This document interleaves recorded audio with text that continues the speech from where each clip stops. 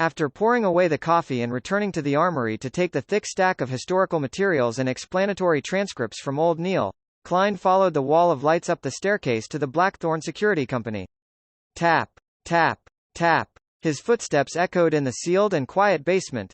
After Klein left the spiral staircase, he pushed open the door and identified his bearings before heading for the second office opposite of him. After familiarizing himself for 2 days, he had a general understanding of the layout of the Blackthorn Security Company.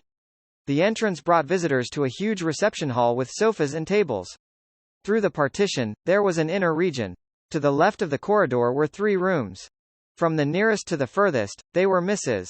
Oriana's account room, a rest room with a few sofa beds, and the staircase that led underground. On the right were 3 rooms. From the nearest to the furthest was Captain Dunsmith's office, a civilian staff office with a typewriter, and the entertainment room for formal members of the Nighthawks team. Klein had previously seen Leonard Mitchell playing cards with 2 other teammates in the entertainment room. He guessed that they were playing Fighting the Landlord. Of course, Emperor Rochelle had already given it a new name, Fighting Evil. However, the way it was played was identical to what Klein knew. Brett was entitled to a day of sleep after a night shift. Roseanne was at the reception desk. The carriage driver who was in charge of procuring necessities and collecting supplies, Cesare Francis, was out as usual. When Klein opened the door to the civilian staff office, the 3 desks inside were empty. Only the typewriter sat there silently. Ackerson Company's Model 1346 typewriter. Klein, who had seen similar objects in his mentor's office and Welch's place, muttered. He felt that the complicated mechanisms inside were filled with the beauty of machinery. He walked to the desk with the typewriter. After preparing himself, he attempted to type something on air. In the beginning, he often converted the local language to Chinese, pinyin instinctively. Only after he was familiar with it did he digest the original Klein's corresponding memory fragment and no longer made mistakes. Tap, tap, tap. The rhythmic tapping on the typewriter sounded like a melody composed from the heavy marriage of metal and industry. Under this melody, Klein quickly typed the expenditure application. However, he was in no hurry to meet Dunsmith. Instead, he focused his mind and read the materials provided by Old Neil seriously. It was both revision and new material. When it was almost noon, he stretched his neck and put away the documents. He then read and consolidated what he had learned on mysticism in the morning. Only after all that did he take his application to the office next door and knocked on the door gently. Dunn was waiting for lunch to be delivered. When he saw Klein hand him the document, the corners of his mouth curved up. Did Old Neil teach you this? Yes. Klein did not hesitate to betray Old Neil. Dunn picked up his dark red fountain pen and signed it. I happen to be applying for funding for the months of July, August, and September from the church and the police department. I'll add yours in. When it's approved, get the money from Mrs. Oriana. You can draw the spirit pendulum in the afternoon. All right, Klein answered simply and vigorously.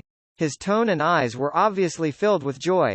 Before bidding Dunn farewell, he asked casually, shouldn't the budget for July, August, and September be applied for by June? Why are you applying for July's budget only in July? Dunn fell silent for a few seconds before sipping his coffee. We encountered 3 cases in June. I was so busy that I forgot about it. As expected of Captain and his poor memory, Klein knew he had asked a question he should not have asked. He gave a chuckle before leaving immediately. With that, he began a simple but regular lifestyle. He would spend half an hour in the early morning cogitating. He would have 2 hours of mysticism lessons in the morning and an hour and a half of studying the historical documents. After lunch, he would take a short nap in the break room to regain his energy. Following that, he would draw bullets and head to the shooting club. After finishing his practice, he would stroll over to Welch's place, which was not too far. He would then change routes and return to Iron Cross Street. That way, he could save on the carriage fees. If he had time, he would practice his spirit vision and spirit dowsing. On the way, he would buy groceries. In a private chemistry laboratory equipped with apparatus and items. A tall, blonde Audrey was looking at the cup in her hand. There were countless bubbles and it made the atmosphere serene. Finally, the liquid in the cup precipitated into a sticky silver substance. Haha, I'm indeed talented in mysticism. I succeeded in 1 try. I was worried of failure and prepared 2 sets of materials. The girl muttered to herself in delight. She put away the items she took from her family's vault or exchanged them with others. She took a deep breath and prepared to close her eyes to drink down the spectator potion. At that moment, barking sounded from outside the laboratory. Audrey frowned instantly. She hid the cup of silver liquid in a dark corner, turned around and headed to the door. Susie, who's here? Audrey turned the doorknob and asked the golden retriever sitting in front of the door. Susie wagged her tail in an obsequious manner. Her personal maidservant, Annie, had appeared in the corridor nearby. Audrey walked out of the laboratory and closed the door. She looked at Annie and said, "Didn't I tell you? Do not disturb me when I'm running chemistry experiments." A vexed Annie answered, "But there's an invitation from the Duchess, Duchess Della." Duke Negan's wife? Audrey took a few steps forward and asked Annie. Yes. She has managed to hire the services of the palace's baker, Madame Vivi, and plans to invite you and Madame to afternoon tea. Annie recounted the invitation. Audrey tapped her cheeks discreetly and said, "Tell my mother that I have a headache. Perhaps I'm a little dehydrated because of the scorching sun. Please get her to convey my apologies to Madame Della." As she spoke, she acted frail. "Miss, it's not only afternoon tea, but a literature salon," added Annie. "But that won't treat my dizziness. I need rest," rejected Audrey firmly. Simultaneously, she muttered deep down, "If they insist, I'll faint for all of you to see. The etiquette teacher said that I can do it most perfectly. I think I heard something?" "All right," Annie exhaled and said. "Do you need me to help you back to your room?" "There's no need. I'll clean up the laboratory first." Audrey was yearning to return immediately to consume the potion. However, she suppressed her impatience. She only returned to the laboratory's entrance when she saw Annie leave. Suddenly, she discovered that the golden retriever, Susie, who was waiting outside, was gone. Furthermore, the door to the laboratory was half open. "I forgot that Susie can open doors with handles." What was that sound? Not good. Audrey heard crisp sounds coming from within.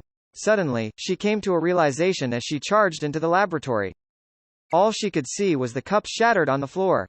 Susie was licking the final drop of silver liquid. Audrey stood rooted at the entrance like a statue. Susie immediately sat down and looked at her owner innocently as she wagged her tail. In the seas beyond the Pritz harbor, there was an island perennially enveloped in storms. An ancient sailboat was docked at its harbor. A blond man dressed in a robe with lightning patterns was looking at Alger Wilson opposite to him. He asked, perplexed, "Alger, you could have returned to the kingdom and become a captain of a mandated Punisher team or a reputable bishop. Why did you choose to voyage out into sea and become the captain of the Blue Avenger?" Alger wore a stoic expression on his rough face. He replied solemnly, "The sea belongs to the storm. This is the Lord's kingdom. I'm willing to abide by the Lord's will and monitor this area of his kingdom."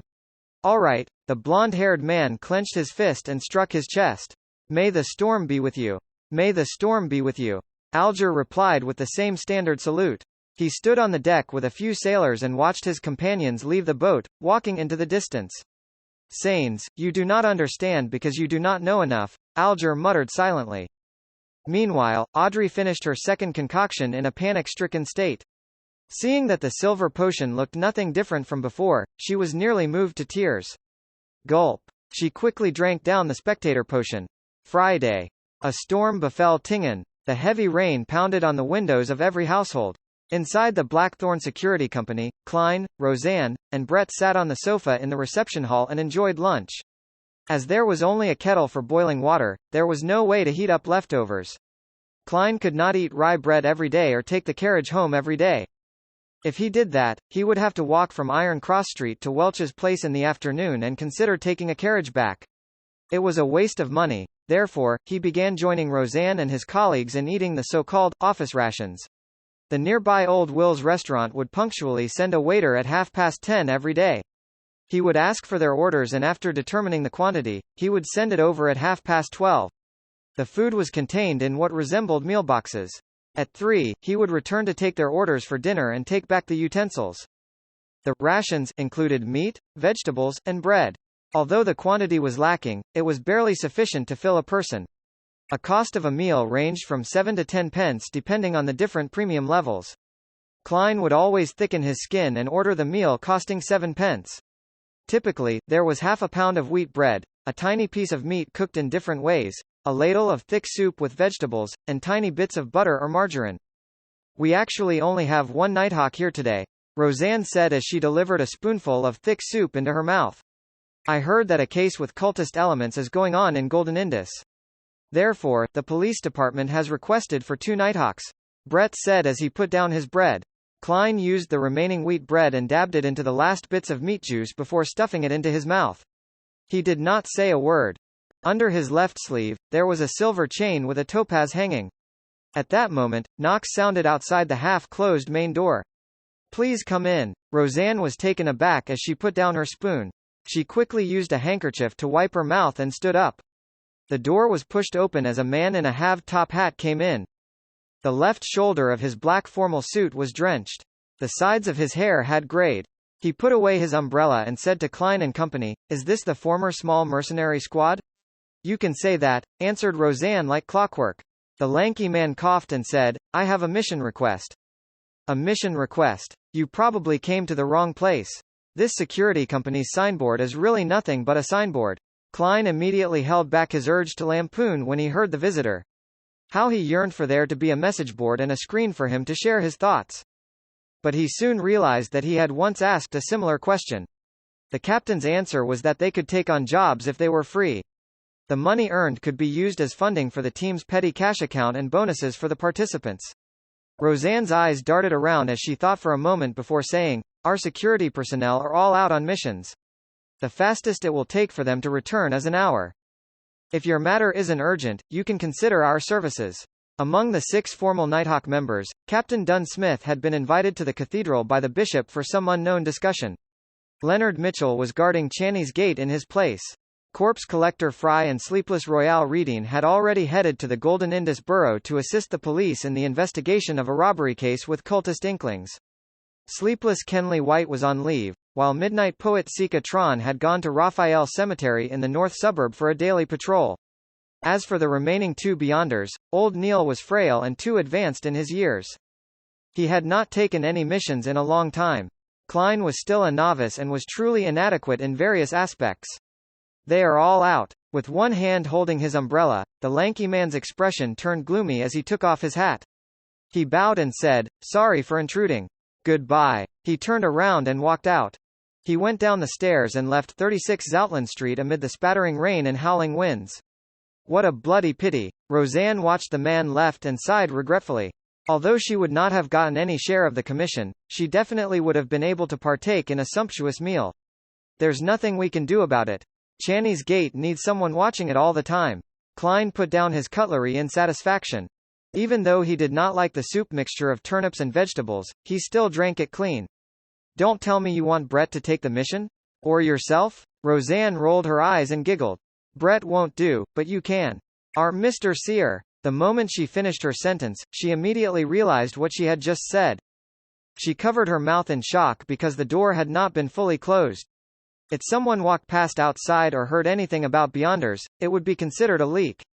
Thankfully Captain isn't around. Roseanne looked out the door and secretly stuck her tongue out. Or I'll have to go for confession again. Brett and Klein laughed out in unison as they exchanged looks before beginning to put away the cutlery. After everything was done, Klein, who did not bring his umbrella, decided to stay at Blackthorn Security Company due to the ongoing rain. He took out some newspapers and sat on the soft but bouncy sofa as he leisurely began his afternoon break. The airship route from Backland to Daisy Bay is now in service. The complete anthology of the great Detective Mansing is publishing soon. An advertisement for Legola's weapons? A standard model revolver carrying 6 bullets costs £3 and 10 soldi, a double-barrel gun costs £2. Klein flipped through the Tingen City Honest paper when a particular piece of news suddenly caught his attention. The suspect responsible for killing Mr. Welch and Miss Naya has been caught. We believe it is a much-needed reprieve from the horror that has gripped North Borough, Golden Indus Borough, and East Borough. Welch's father, Mr. McGovern, who is a banker, has escorted his youngest son's corpse back to Constant City where a grand burial will be held. After reading it a few times, Klein suddenly sighed. From the looks of it, Welch's father had bought the police's explanations and did not hire a private investigator to investigate the matter. His grief from losing his youngest son can't be any greater than that of my parents who lost their only son. In a sullen mood, Klein sat there motionless for a long time. He neither found it odd that he was not invited to Welch's and Naya's burials, nor did he feel depressed. Once everything calms down, I'll find a chance to offer a bouquet of flowers to their graves. Klein was about to take a nap in the break room when a knock came from the door of the reception hall again. Please come in. Roseanne, who was nodding off, suddenly jolted awake. The half-closed door was pushed open again. The lanky man from before walked in once again. Can I wait here? You're mercenaries. No, security personnel should be back soon, right? He asked sincerely, trying his best to hide his anxious expression. Sure. Please have a seat. Roseanne pointed at the sofa nearby. Klein asked out of curiosity, where did you hear about our security company? Who introduced you here? He had made 2 trips despite the heavy afternoon storm while still willing to wait? Yes. The Nighthawks must have easily resolved missions that might seem very difficult to others. They must have accrued quite a reputation. The man left his umbrella outside the door, and as he walked to the sofa, he replied with a rueful smile, I have traveled the nearby streets and paid a visit to all the mercenaries, security companies and private investigators. You are my only hope. The others do not have the manpower to take additional missions. To be frank, if not for the waiter that delivers meals, I really did not imagine that there was another security company here. It's completely different from what I imagined. Klein was stunned. Roseanne interjected with a question, they are very busy? Are there that many missions? The man sat down and sighed. You are a mercenary team. No, a security company. I believe you must have heard of the armed burglary murder at Howe Street? Howe Street. Armed burglary murder. All right, unfortunately, I'm one of the people involved. Klein nodded with a slightly heavy heart. Yes. Due to the presence of a ferocious and cruel criminal, the rich men living in the neighboring streets, and even across all of Tingen City, are terrified. Apart from increasing the numbers of their security detail, they have also hired many more security personnel and private detectives. This resulted in a shortage of supply in your line of work, the tall and skinny man explained clearly. A standard chain reaction. Klein and Roseanne exchanged looks and saw the self-deprecating smile from each other's faces. The security industry had entered a golden age. Yet, Blackthorn Security Company was not affected in any way. It was apparent how dismally the company was run. Of course, to a certain extent, it also proved the success of the Nighthawks in hiding themselves. After waiting for another 20-plus minutes, Klein prepared to leave since the rain was coming to a stop. He planned on practicing at the shooting club. At that moment, the black-haired and green-eyed Leonard Mitchell walked out of the partition. He looked curiously at the sofa. This is? A client. Is Captain back? Roseanne asked delightfully. Back? The lanky man was taken aback when he heard that.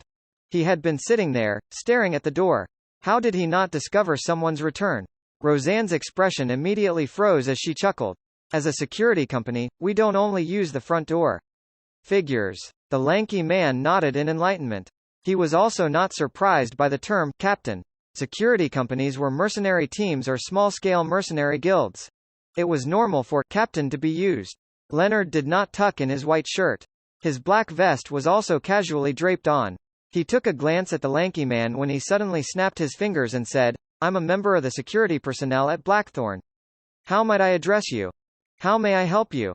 Perhaps it was because he had long heard about the unrestrained characters of mercenaries that he did not feel the anger of being humiliated. Instead, he let out a breath of relief. He watched Leonard sit down, and organized his words. My name is Clay, a butler of Mr. Vickroy, a tobacco merchant. His only son, little Elliot, was kidnapped this morning. We have already informed the police and the matter has been given high priority. However, Mr. Vickroy remains uneasy. He wishes to go through the channels which mercenaries, security personnel have, as well as your understanding of Tingen, to investigate the case from a different angle and ensure that little Elliot is rescued safely. If you are able to find where the kidnappers are hiding, Mr. Vickroy will be willing to pay you £100. If you have the means to successfully save young Master Elliot, he is willing to pay double. £200. Leonard Mitchell smiled leisurely. Mr. Vickroy seems to only wish for us to find the kidnappers' hideout? If not, he will not think that his only son is worth £100. A tobacco merchant who has close ties with the southern plantations will not just offer £200. No, Mr. Vickroy is only an ordinary merchant. He's not considered wealthy. Besides, he believes the police will be more professional when it comes to rescuing his son, Clay answered frankly. All right, no problem. Leonard snapped his fingers again. His green eyes turned their gaze on Roseanne. My beautiful lady, please write up a contract. Don't always act like a poet. In fact, all you do is recite the works of others. Having forgotten the presence of the client, Roseanne quipped. She was used to exchanging snipes with Leonard. Of course, the Blackthorn Security Company did not really care about its clients. It was great to have them, but it was also fine not having them. Roseanne left the reception counter and entered the staff office. Soon, there were sounds of typing coming out from the office. The corners of Klein's mouth twitched a little. He found them too unprofessional. There was no standard template for a contract. This sure is tragic. And more saddening is the fact that I'm working at such an unprofessional company. The moment these thoughts arose in him, Roseanne completed a simple contract that had only a few clauses. Then, Clay and Leonard Mitchell signed it. After Clay stamped it, she took the contract and returned to the accounting room and got Mrs. Oriana to stamp it with the Blackthorn Security Company logo, something that was actually useless. Dunn typically handed it to Oriana for safekeeping. On Sunday, it would be passed to Roseanne and Company. I'll wait for your good news. After receiving one copy of the contract, Clay stood up and bowed with his hat off. Leonard did not respond. He seemed to be in deep thought. He suddenly turned his head toward Klein and revealed a smile. I need your help. Ah? Klein was taken aback. I mean, you and I can finish this mission together. The corners of Leonard's mouth curved up slightly as he explained, I'm good at combat, shooting, climbing, sensing, and chanting, and taking on some support roles. But that does not include looking for people. You don't expect old Neil to go out in such weather, right? When he said, sensing, his voice was lowered to a mumble that Klein could barely hear. All right. Klein did have the urge to attempt his new abilities, while also feeling a little wary toward Leonard Mitchell. Phew. Let's hope it will be completed successfully. I wonder how useful my seer abilities will be. He wondered with some anticipation. Exclamation mark. Report chapter. While looking at Klein, Leonard smiled and nodded. Then, do you need anything from them? He had cooperated with Old Neil and Company numerous times, so he naturally knew that divination required a medium, especially when the person being divined was not present. Klein thought for a moment before saying to Clay, I need some of Elliot's recent clothes which have not been washed or starched. It would be better if you have any accessories he used to wear on him. He tried to choose ordinary mediums, not something that would normally invite questions. But even so, Clay wore a look of puzzlement. Why? After his question, he added, I have a picture of young Master Elliot on me. Why? Because we are divining his location. Klein was momentarily at a loss for an answer. If he answered truthfully, ignoring the fact that it violated the confidentiality clause, Clay would likely storm out immediately and rip apart the contract while cursing, this bunch of cheats. If that works, why don't I find the most famous spirit medium in Iowa County?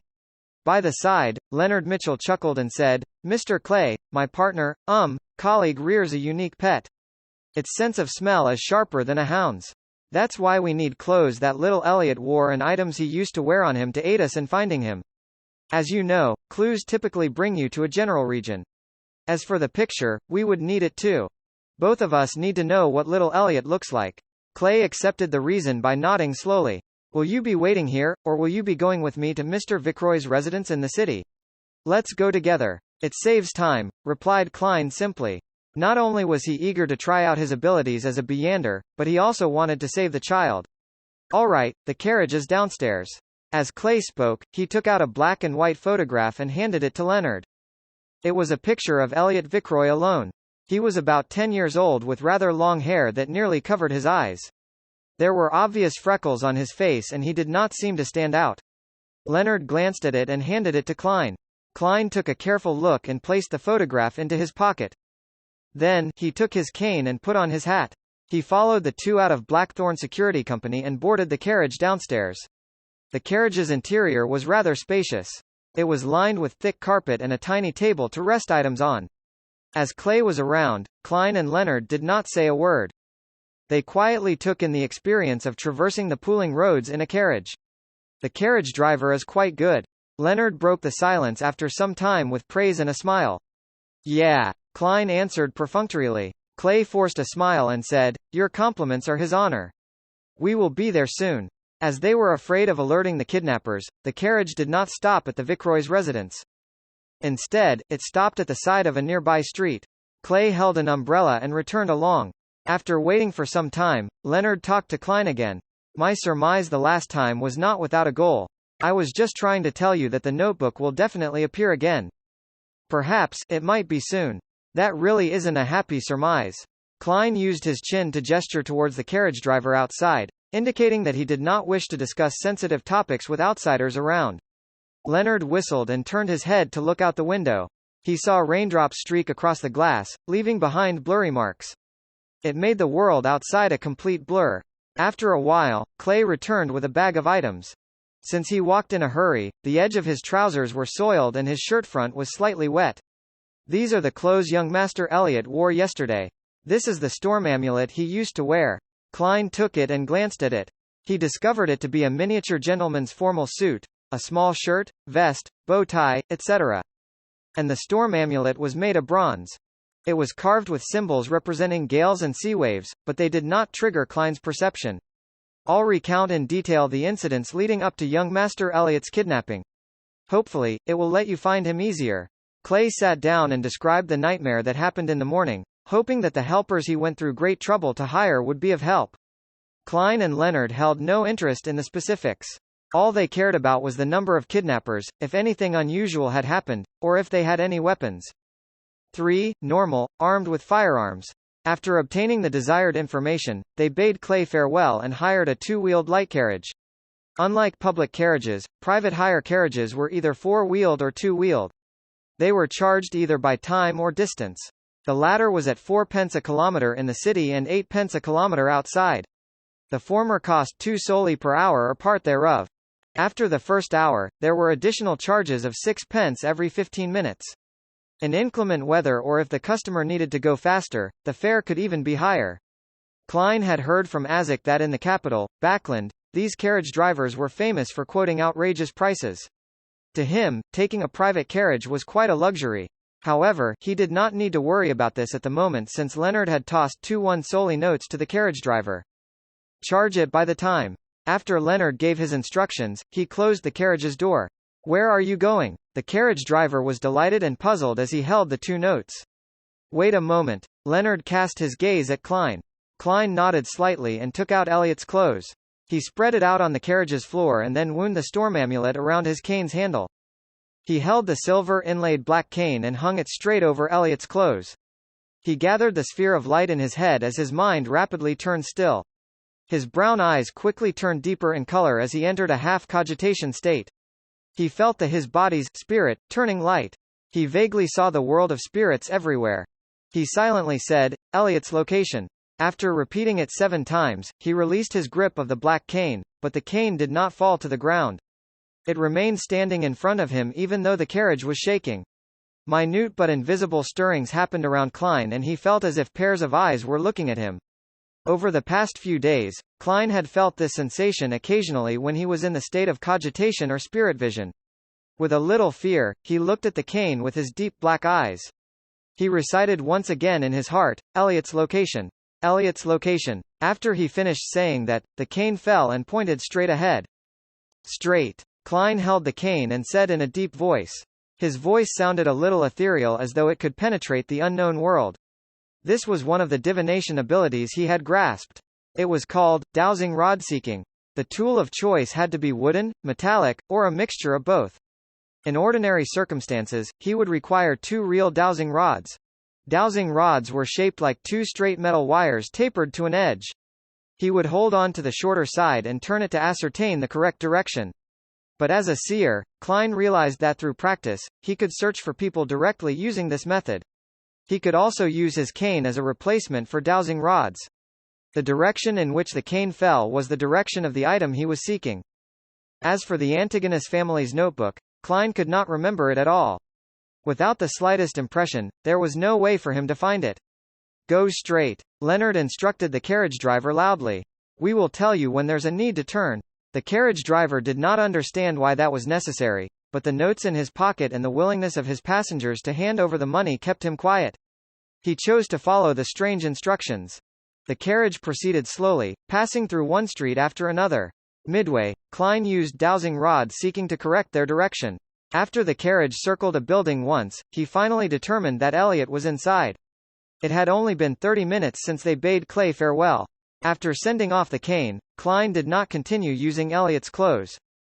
Instead, he placed the cane, entwined with the storm amulet, directly onto the ground.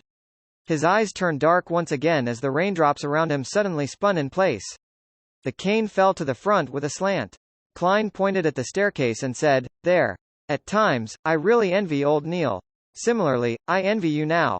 Upon seeing this scene, Leonard smiled with a sigh. Klein shot him a glance and replied with a calm tone, "This is nothing difficult. If you are willing to learn, you would definitely be able to master it. Your perceptivity should be very high, right?" Leonard nodded and chuckled. "That's not something good." He quickened his pace and walked into the building amid the ending rain. Klein was afraid of drenching his formal suit, so he jogged in tow. The building only had 3 stories. It was similar to a unit block from Earth. The entrance to each floor was situated along the flight of stairs. There were only 2 units on per floor. Klein used dowsing rod seeking on both the first and second floors, but the cane remained still while pointing upward. The 2 of them quieted their footsteps and arrived at the 3rd floor.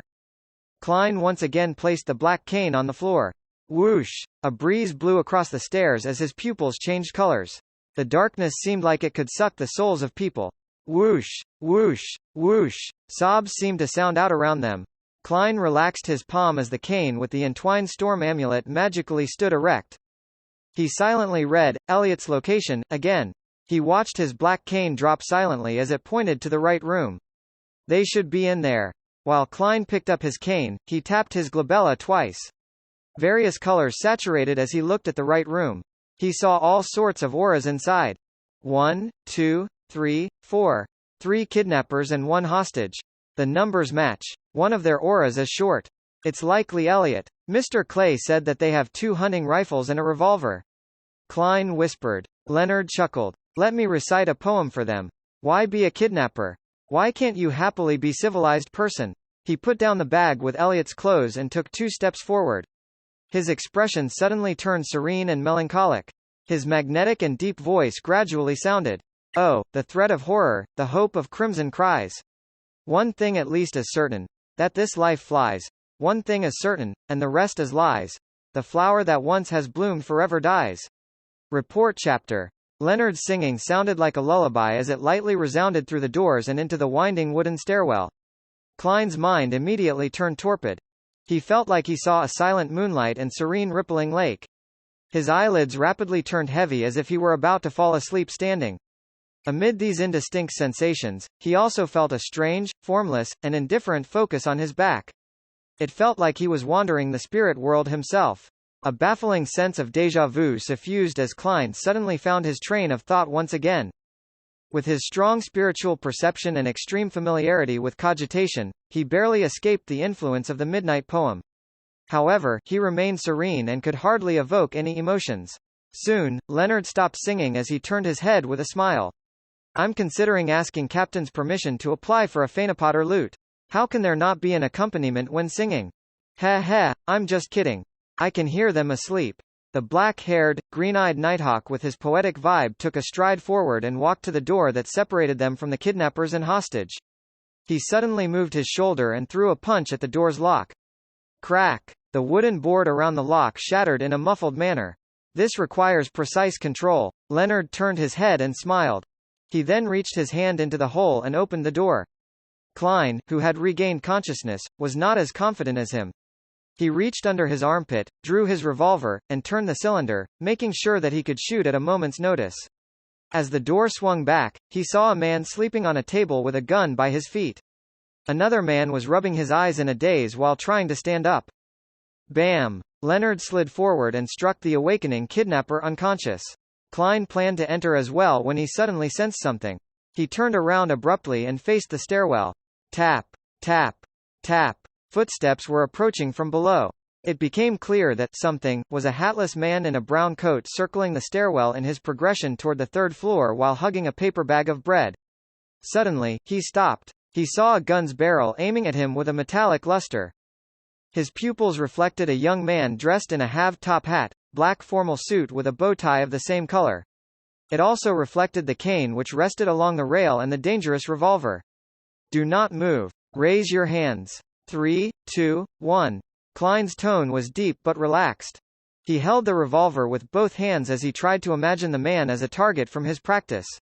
Amid the tense atmosphere, the man in the brown coat threw the bag of bread and slowly raised his hands.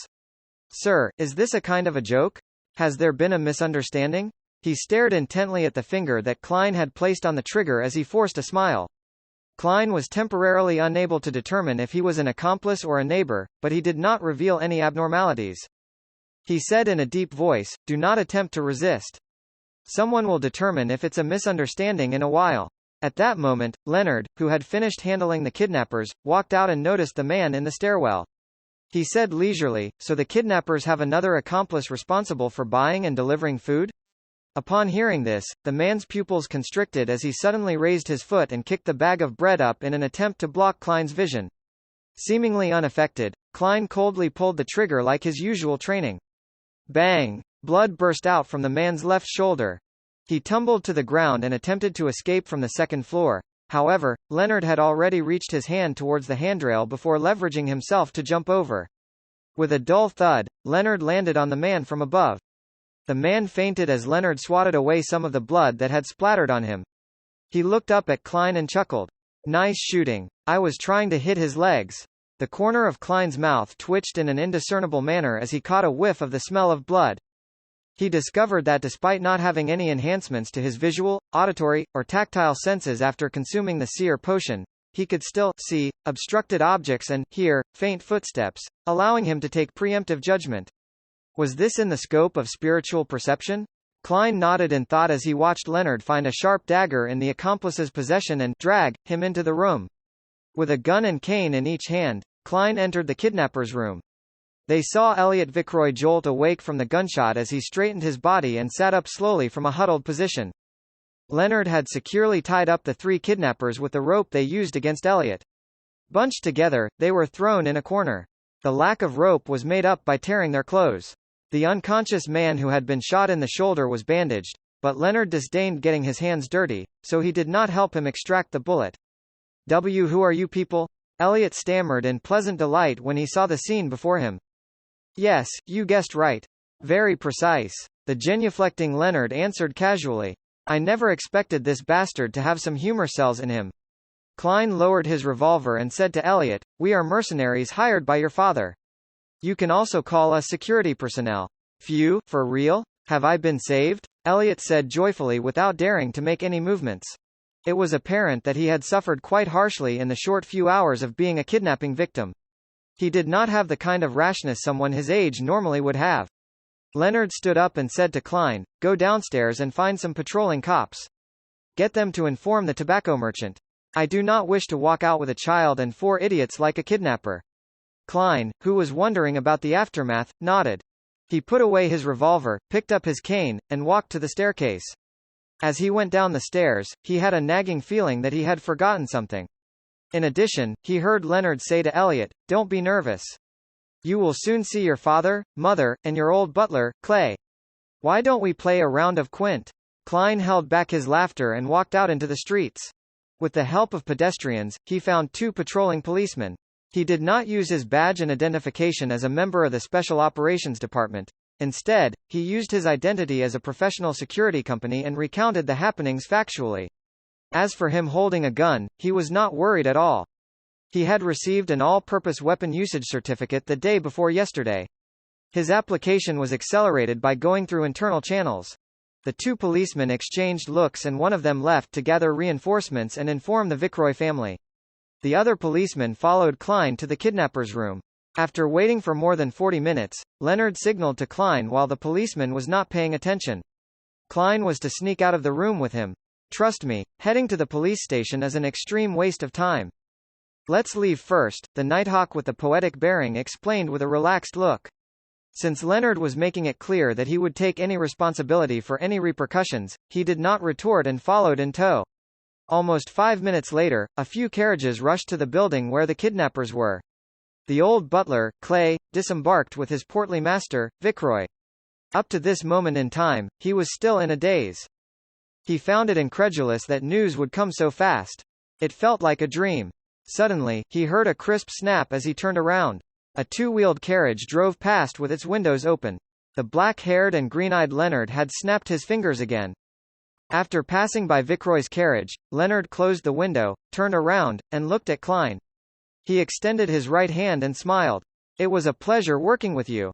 I don't think we are on that good terms." Klein politely shook his head. He did not expect the kidnapping case to be resolved so quickly. All he could do was marvel at the capabilities of Beyonders. Even though he was just a half-assed Sequence 9 Beyonder, he was able to do many inconceivable things. This is a celebratory gesture of peace among aristocrats after a clash of swords, explained Leonard with a smile. I know. Klein had many aristocratic classmates. He looked outside the window and said with a frown, shouldn't we confirm with Mr. Clay? If he believes that the police rescued Elliot, our commission will be halved. A total of £100. There was no doubt about their providing of the kidnapper's location from their meeting from before. Don't mind it. To us, money isn't that important, said Leonard with a shrug. It's very important to me. Klein forced a polite smile and said, many poets died early from poverty. Leonard chuckled. I believe Elliot would not lie on this matter. I can tell that he still has some of his innocence left in him. However, you will not get much of the £200 commission either. How much would I get? Asked Klein immediately. As the unspoken rule has always been, half of the commission would be handed to Mrs. Oriana as additional funding for the team. The remaining would be split among members. A pity you aren't a formal member, you will only get about 10% of the remaining half. £10? That isn't bad either. Klein pretended to feel the pinch as he asked, aren't you worried that the kidnappers will realize that they were under the influence of a Beyonder's powers after they wake up? They will not suspect anything. They will only believe that the weather was good and very conducive for sleeping, leading to them dozing off. They will even believe that the song existed only in their dreams. This is something we have verified before, answered Leonard very confidently.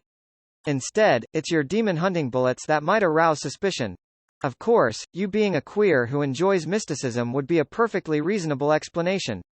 I see. Klein was relieved. He just kept feeling like he had forgotten or overlooked something. After returning to Zoutland Street, Klein did not wait for Clee's arrival. He strolled to Welch's place and took a different route home. On the way, he bought some beef and olives for dinner. The meal was enjoyable as always, with the same three siblings chatting idly. However, there was an additional visitor. He was a worker responsible for collecting 1 penny for the gas meter. The evening grew dark as the siblings bade each other good night and returned to their rooms. Klein was sleeping soundly when he was suddenly awoken by something familiar outside. He opened the door in puzzlement and arrived outside the bedroom that no one stayed in. He pushed open the mottled door and saw a grey desk. There was a notebook on the table and its cover was made of hard paper. It was completely black in color. A baffling sense of déjà vu arose in him as he walked over and opened the notebook. The page he flipped open to was of a picture of someone dressed in gorgeous clothes and splendid headdress, the Fool. Beneath the Fool was a line in Hermes. Everyone will die, including me. Horror gripped Klein's heart as he suddenly realized that the corner of the Fool's mouth was curving up. FFFFFFFF. He sat up in shock as he saw crimson moonlight penetrate his curtains. He saw his bookshelf and desk and the silhouette of his own bedroom. He realized that he had had a nightmare. As a seer, he knew what dreams typically portend. Therefore, he began to seriously search through his recollections. Klein froze up when he did because he knew what he had missed out on today. While he was immersed in Leonard's singing, he had sensed a formless and indifferent focus on his back. The feeling of being observed felt different from the usual cogitation or experience he had from using spirit vision. It gave him a sense of déjà vu. According to Captain Dunn, once a feeling of déjà vu arose in him, it probably means.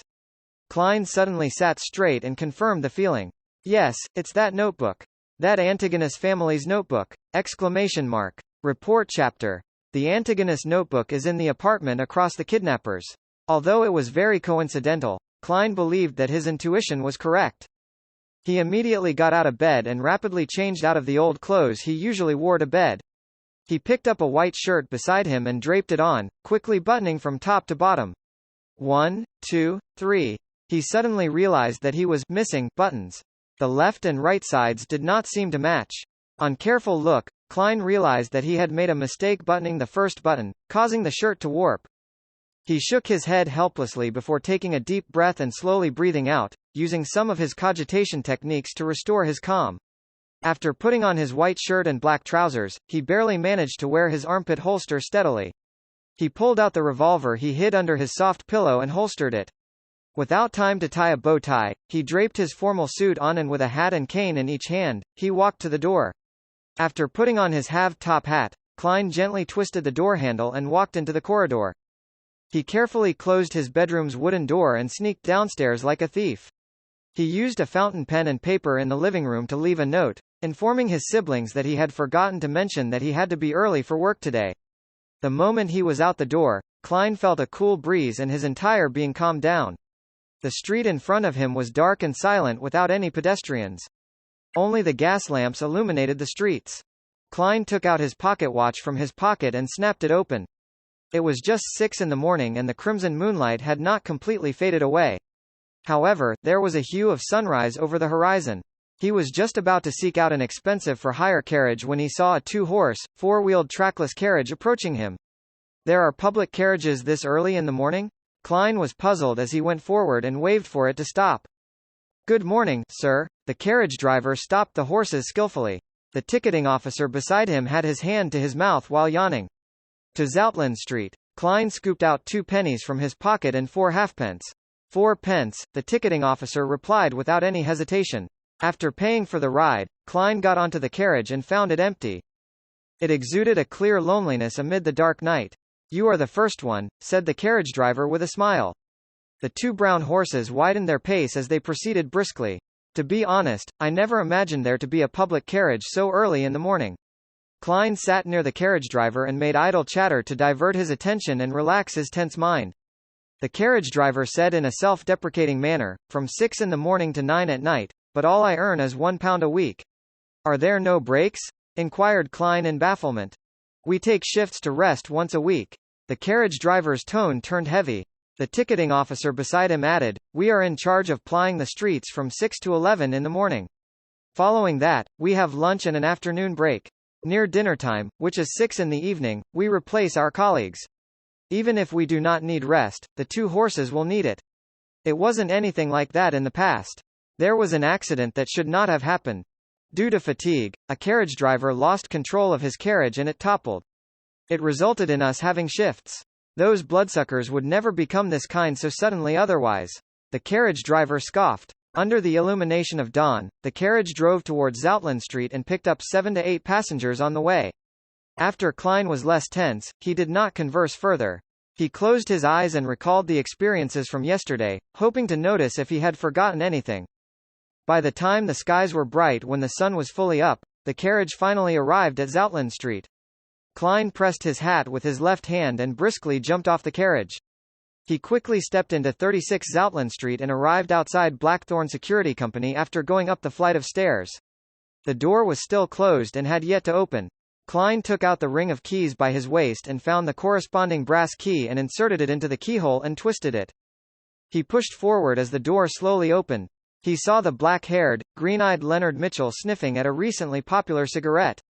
To be honest, I prefer cigars. You seem to be in a rush? The poet-like Nighthawk asked in a relaxed and cozy manner. Where's Captain? Klein asked instead of answering. Leonard pointed at the partition. He's in the office. As an advanced sleepless, he only needs 2 hours of sleep in the day. I believe it's a potion those factory owners or bankers would like the most. Klein nodded and quickly passed through the partition.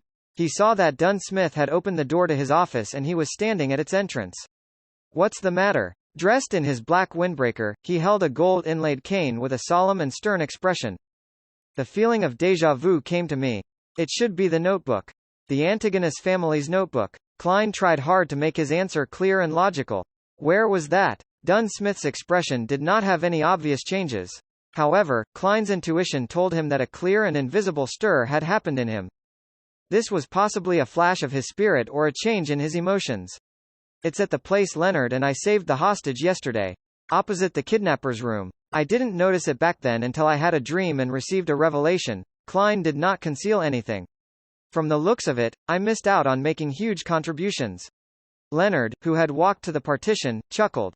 Dunn nodded slightly as he instructed with a solemn expression, get Kenley to replace old Neil's watch of the armory. Let old Neil and Fry come with us. Leonard stopped acting frivolous as he immediately informed Kenley and Fry who were in the Nighthawk's entertainment room. One of them was a sleepless and the other was a corpse collector. 5 minutes later, the 2-wheeled carriage that came under the jurisdiction of the Nighthawks began driving down the sparse streets in the morning. Leonard wore a feather hat, a shirt and a vest. He stood in as the carriage driver, lashing out a whip from time to time, sending out a crisp crack.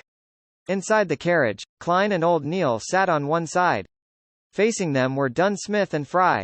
The corpse collector's skin was so white it looked like it either had not been under the sun in a very long while or he had a severe blood deficiency. He looked to be in his 30s with black hair and blue eyes. He had a high nose bridge and his lips were very thin. He had a cold and dark demeanor and had a faint smell from often touching corpses. Repeat the situation again in detail. Dunn adjusted the collar of his black windbreaker.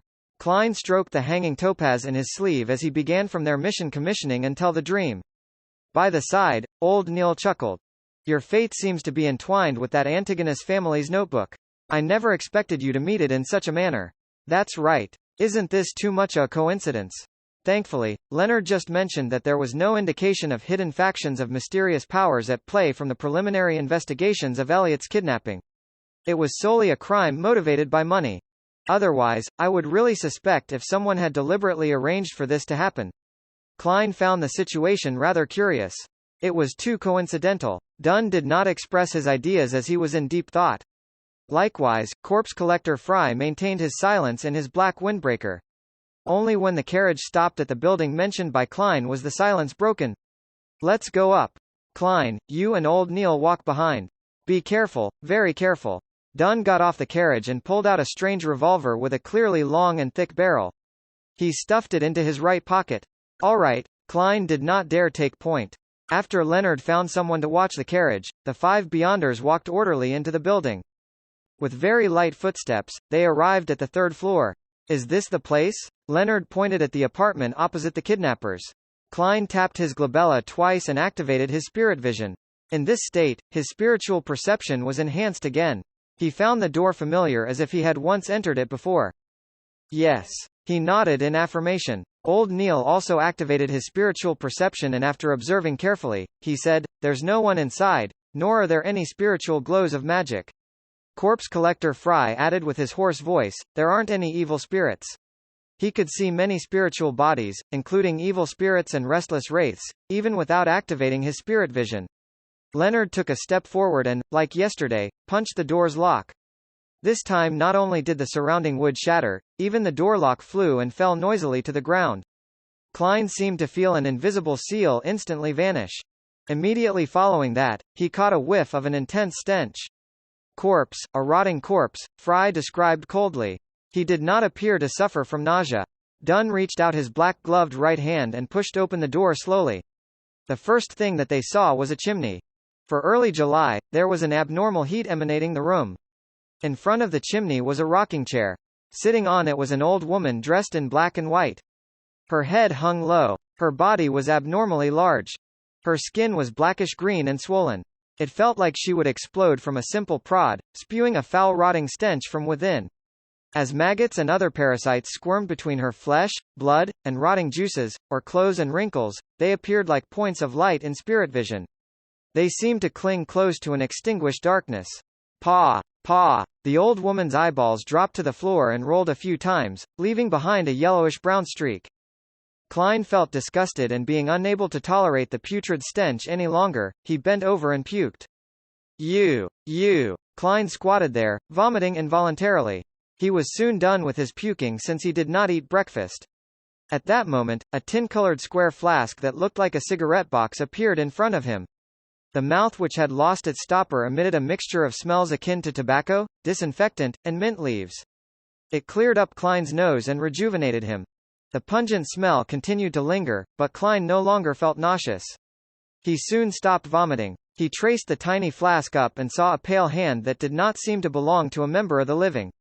He saw the mouth of a black windbreaker's sleeve and saw corpse collector Fry with his cold and dark bearing. Thank you. Klein recovered completely and with his hands on his knees, he stood back up. Fry nodded without any expression. It'll be fine once you are used to it. He put back the flask stopper and put it into his pocket and turned around, walking to the highly decomposed corpse. Without gloves, he began examining the old woman. As for Dunn Smith and Leonard Mitchell, they paced slowly around the room, occasionally touching the table's surface or newspapers. Old Neil pinched his nose and stood outside the door, grumbling in a muffled voice, seriously gross.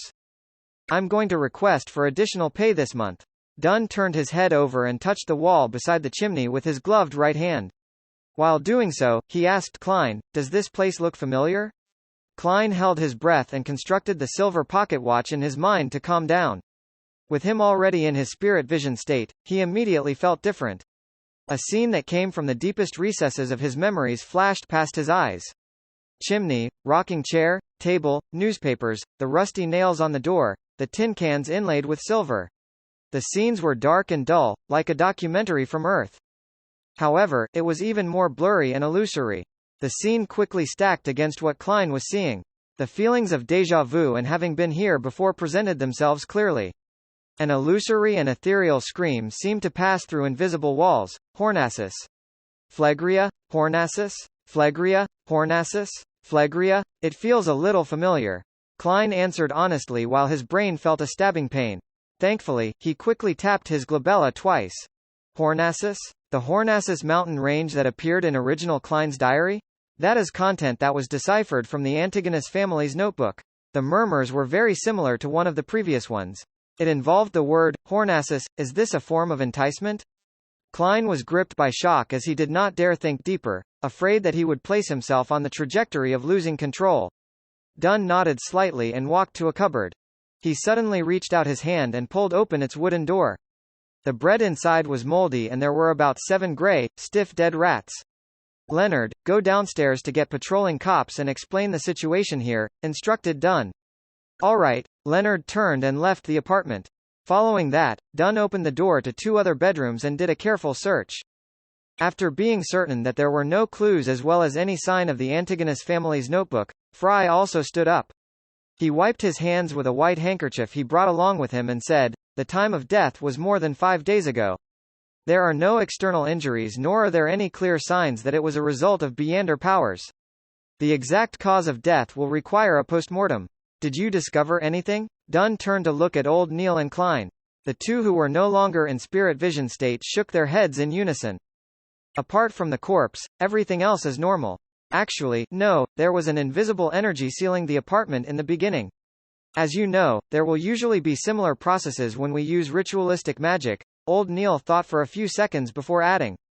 Dunn was just about to say something when he looked outside the door. A few seconds later, Klein and old Neil sensed something and turned to look at the stairwell. A few seconds later, faint footsteps grew louder as Leonard walked up with a policeman.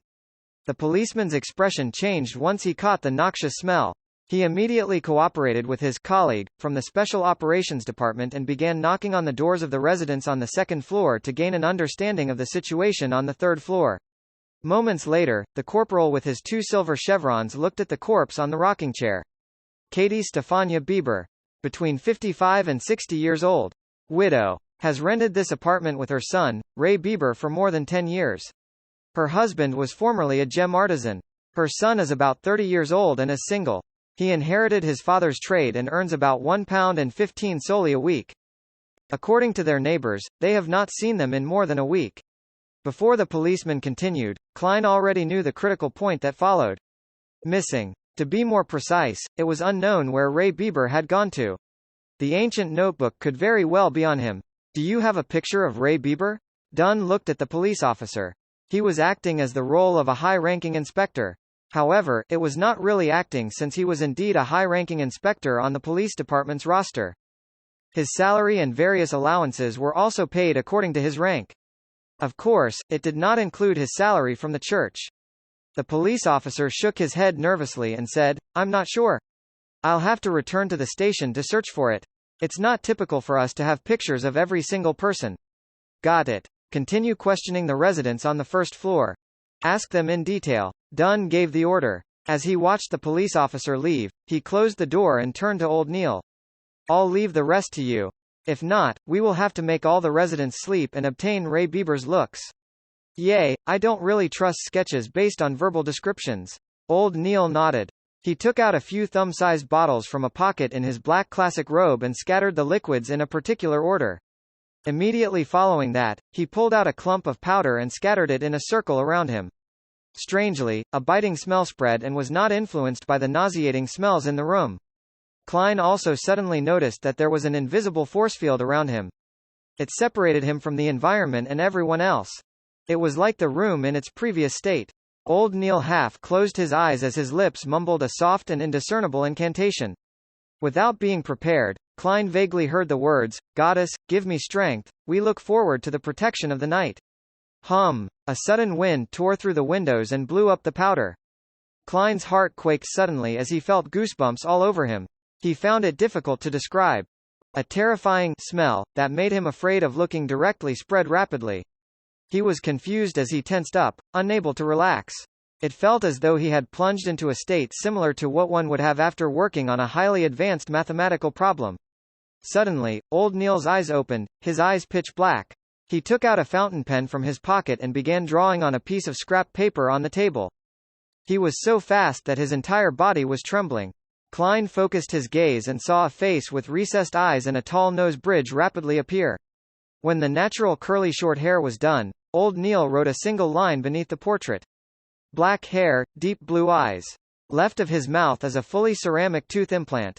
Pada. The fountain pen in old Neil's hand fell onto the paper as his body convulsed a few times. This is the image of Ray Bieber according to what's left in the room. Old Neil whispered as the color of his eyes restored rapidly. Then, he turned back to his original spot and slowly circled it. The invisible force field that isolated things immediately dissipated in the form of a breeze. Praise the lady. Old Neil tapped his chest in 4 spots, forming the shape of the crimson moon.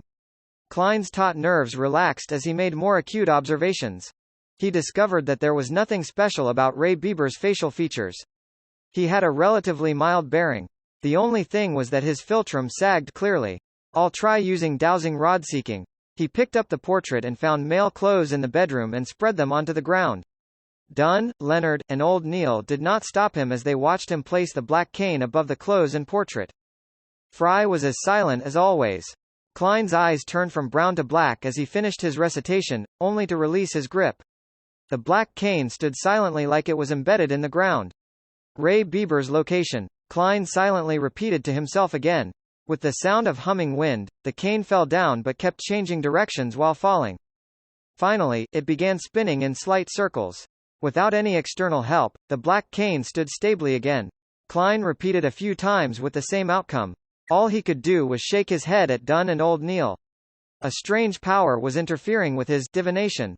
Dunn took off his black glove and said to Leonard and Klein, "Take Ray Bieber's portrait and inquire the residence for a final confirmation.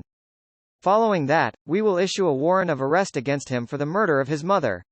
All right. Klein held his cane and bent down to pick the portrait. After the neighbors confirmed that the portrait was indeed Ray Bieber, Dunn instructed Leonard and the police officer to finish the procedures at the station. He and Fry headed to a few bars in Tingen City to seek help via other means. Klein and old Neil returned to Blackthorn Security Company on a public carriage. It was not even 8 by the time they arrived. Roseanne had not even clocked in. After closing the door, Klein cocked his head at old Neil and, hoping to learn and answer his questions, asked him, "Why would I send the Antigonus family's notebook to Ray Bieber's home?" This was completely in a different direction from Iron Cross Street where Welch stayed. Old Neil walked to the sofa and chuckled. "Isn't that obvious? Who knows what powers inside the notebook you invoked? Maybe you did some described ritual out of curiosity and ended up provoking a strange existence that you should not have. The motive of this existence was to have the notebook sent to Ray Bieber and sever all clues, to prevent anyone from discovering it. Therefore, apart from you who were selected, Welch and Naya committed suicide. Regarding you, to be frank, I still have no idea how you survived. I would like to know too." Klein sat down as well as he deliberately replied with a wry smile. "I've also thought of the guesses you have of the proceedings. However, there's one thing I don't understand. Why did I have to hand the notebook to Ray Bieber?" Old Neil shrugged and said, "Perhaps his life path number less than sup greater than 1 less than sup greater than matches the requirements. Or maybe he's one of the last remaining descendants of the Antigonus family. In short, there are too many possibilities.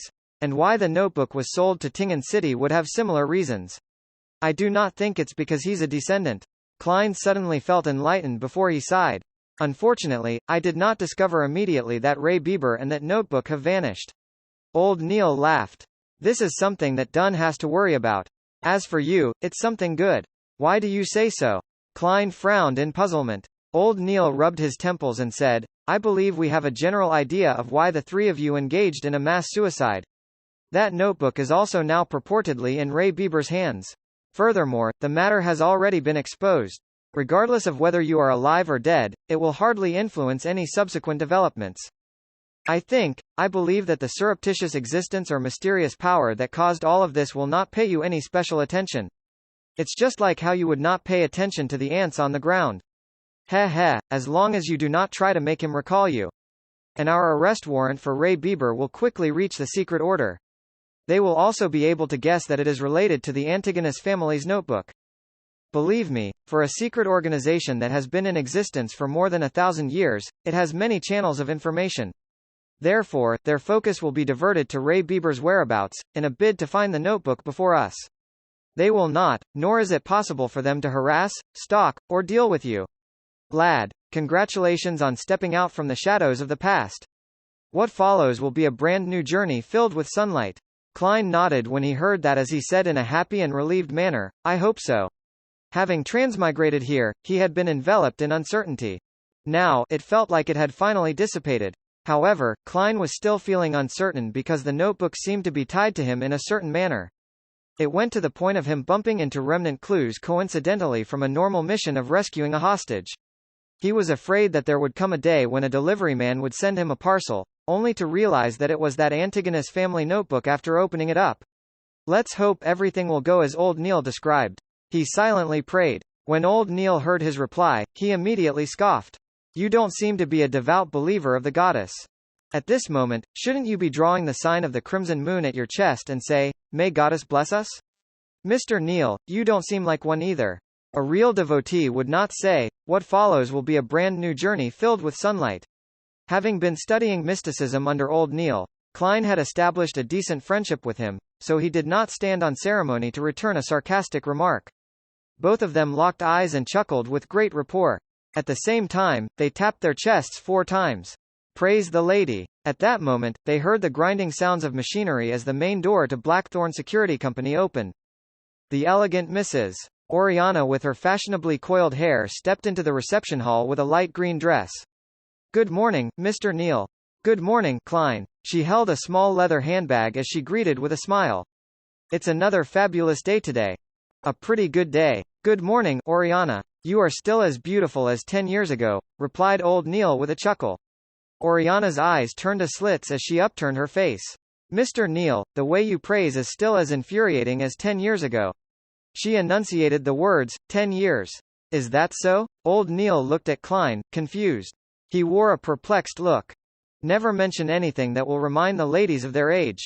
As a keyboard warrior that knew a little of everything, Klein instantly understood what had peeved Mrs. Oriana. He smiled lightly and said, Good morning, Mrs. Oriana. You are as beautiful as always. Thank you, our outstanding Koi University graduate. Oriana smiled with a nod before saying, That old butler has already paid the mission's commission. According to captain's rules, half of it will be used as additional funds, while the other half will be split between you and Leonard. But since you aren't a formal member, you can only take 10% of the half. Come over later to sign for it. How much did he pay? Klein asked happily while also feeling the pinch. £200. This was what he said back then, Lord, the esteemed Storm. I never imagined or believed that this was resolved just like that. This is even harder than us having a dream. Why is your security company so unknown? It's an insult to the entire industry. Mrs. Oriana mimicked the old butler's southern accent. Klein thought seriously for a few seconds before saying humorously, This is just too unfair for those kidnappers. 2 Beyonders had resolved the problem quickly using methods that could be described as easy and pleasant. This is like an adult bullying a few kids while in full combat attire. They were just too unlucky. They must have lost the protection of the divine, said Oriana with a soft laugh. I told the butler that we were only lucky. One of our informants happened to see the kidnappers bring the child into the hideout. Therefore, do not have too much hopes for us. We really are just a very ordinary security company. Typically speaking, the more you emphasize something as ordinary, the more extraordinary it is. Klein lampooned with a smile. He watched Mrs. Oriana walk through the partition and enter the accounting room. Old Neil puckered his lips by the side and said enviously, You really are a lucky lad. You haven't joined us for long and you've encountered a job worth £200. Is that very rare? Klein asked in puzzlement. Prior to this, he was either studying history or mysticism, or wandering aimlessly outside, hoping to find clues with his spiritual perception. According to Oriana's accounts, we might not encounter a single job an entire week. And most jobs are worth less than £20. Old Neil rubbed the moonstone by his wrist and sighed. Following that, he looked at Klein with anticipation. If you encounter any similar jobs in the future, remember to inform me. Upon hearing old Neil's words, Klein suddenly felt a strange feeling arise in him. Therefore, he asked directly, Mr. Neil, you seem to be lacking in money. How much do you get paid a week? If you aren't comfortable telling me, just ignore my question. Old Neil leaned back into the sofa and chuckled. This isn't something that needs hiding. I've been here for so many years. At present, I will obtain salaries from both the church and the police department every week, a total of £12. A weekly salary of £12? Klein blurted out in surprise. A weekly salary of £12 with 52 weeks a year, that meant more than £600 a year. Back when he read the Tingen Morning Post and Honest paper, they had mentioned that high-profile lawyers only earned £800 to £1,000 a year. And those were the best lawyers. As for the managers of Benson's trading company, they only earned £6 a week. That was already quite a decent job. Yes, such a salary is actually quite generous, and we do not need to pay any taxes, added old Neil with a smile. Klein had heard from Benson that one had to pay E-type taxes when their weekly salaries exceeded £1. In other words, the government and corporate employees had to pay 3% of taxes if they earned £1 to £2, 5% for £2 to £5, 10% for £5 to £10, and 15% for £10 to £20, capping at 20% for those above £20. Other than that, he also read of 4 other kinds of taxes on the newspapers. A type was related to land, housing, and other earnings from material items. It included property and rent. B-type was a tax paid by farmers. C-type was a tax on profits from bonds, funds, and equities. D-type was commercial, finance, or professional income.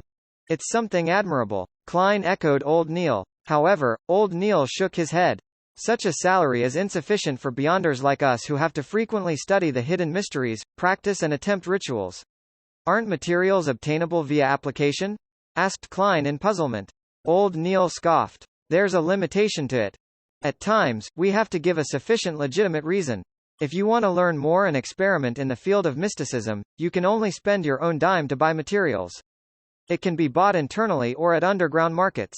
Klein jolted in surprise as he immediately asked, there are Beander materials that are sold in underground markets? I thought the churches would not permit their existence? He was lacking in means to obtain materials. With him having a mysterious organization in its nascent stages, he could not always have them settled via the Nighthawks, right? There's no way to control such matters. Yeah, from the viewpoint of mysticism, all beings are sentient with their spirits and they stem from the same source.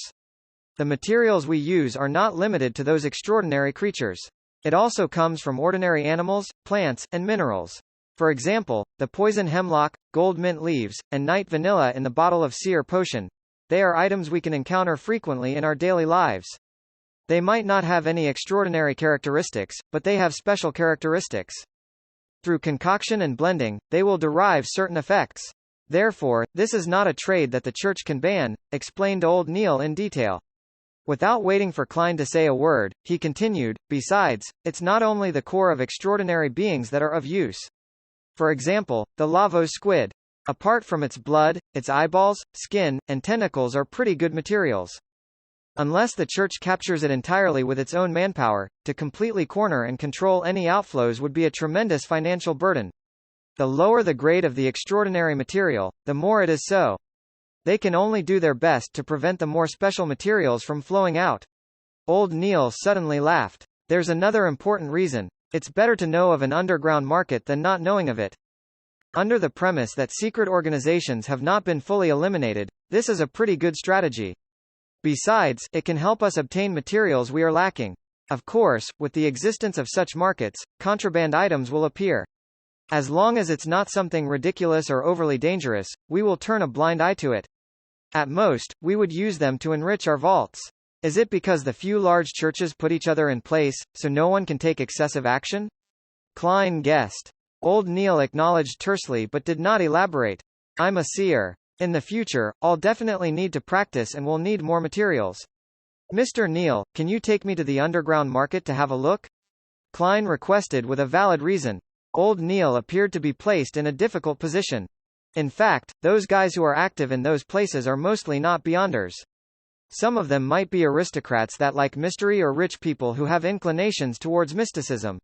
Alright, I have a £30 bill that needs paying soon. It wouldn't be convenient for me to head over there for the time being.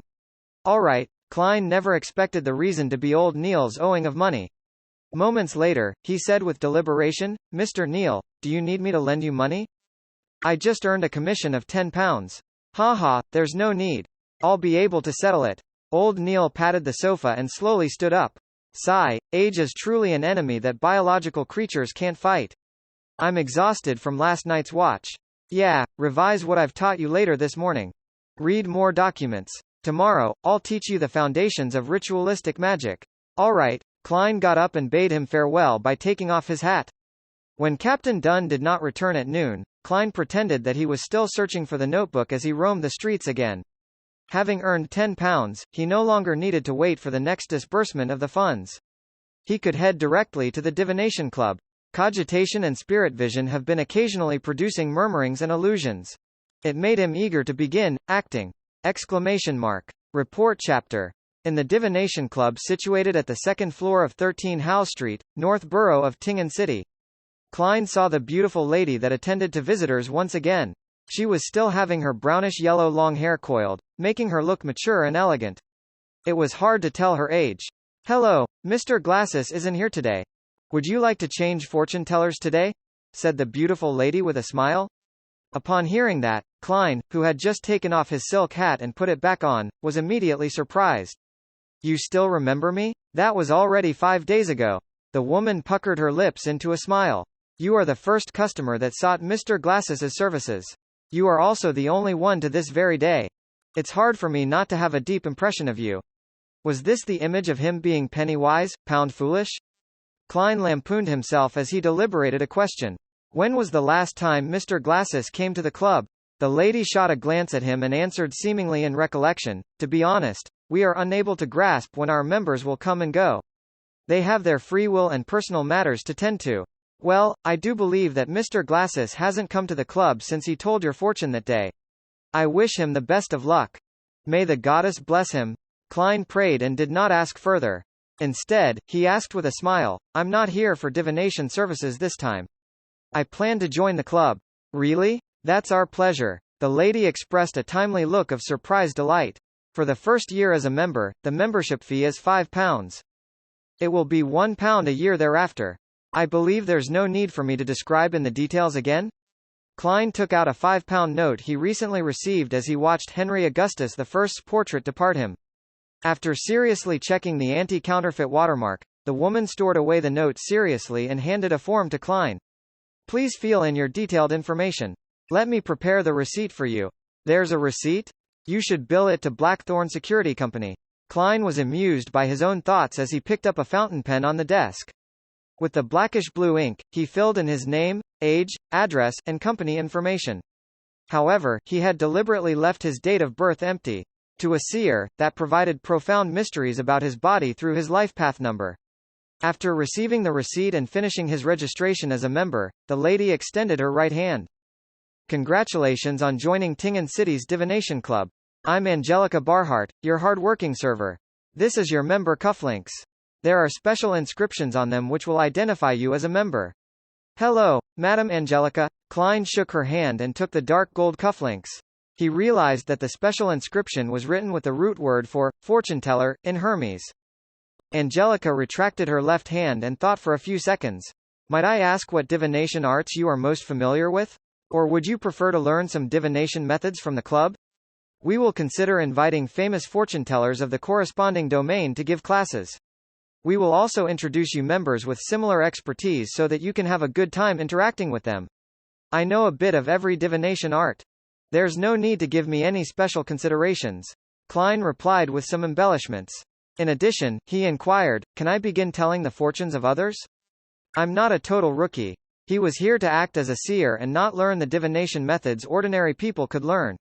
Angelica maintained a polite smile as she said, "You can tell the fortunes of people anytime in the club. However, before we confirm your skills, we will not promote you when our customers ask. How much do you plan on charging for your fortune-telling?" 2 pence. Klein decided to gain an advantage with price while he was still unknown. "We will go by the standard of taking an eighth, so we will be taking a quarterpence for fees." Angelica repeated the various rules first before writing Klein's information into the fortune-teller album which customers could choose from. After all of this was done, she pointed at the meeting room at the far end of the corridor with a smile. "Mr. Hannes Vincent is currently explaining astrolabe divination. You can find a quiet spot to listen in. You can also raise your questions if there are any queries." "All right." Klein walked toward the meeting room with his interest piqued. He wanted to know the differences between what Hannes Vincent and old Neil said. At that moment, Angelica chased up and whispered, "Mr. Moretti, would you want coffee or tea? We provide Sieb black tea, Southville coffee, and Daisy coffee." Klein, who had been reading the papers regularly, knew that these coffees and black tea were considered as one of the inferior varieties, but he also knew that they were definitely a better quality than the ones he had at home.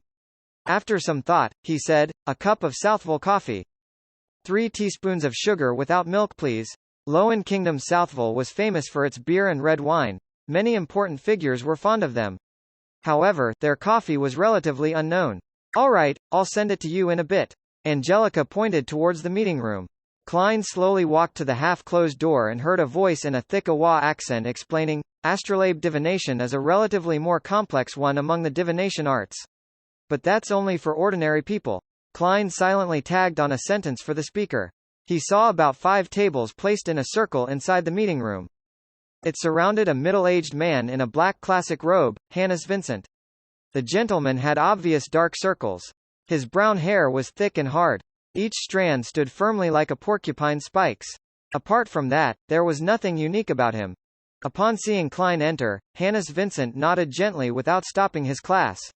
He only slowed down his speech. Klein had one hand in his pocket while the other held his cane. He found a seat to the sides and sat down, leaning back comfortably in the process. He scanned the circle of 6 members. There were 4 men and 2 women. Some of them were attentively taking notes, whispering, or returning Klein a rueful smile.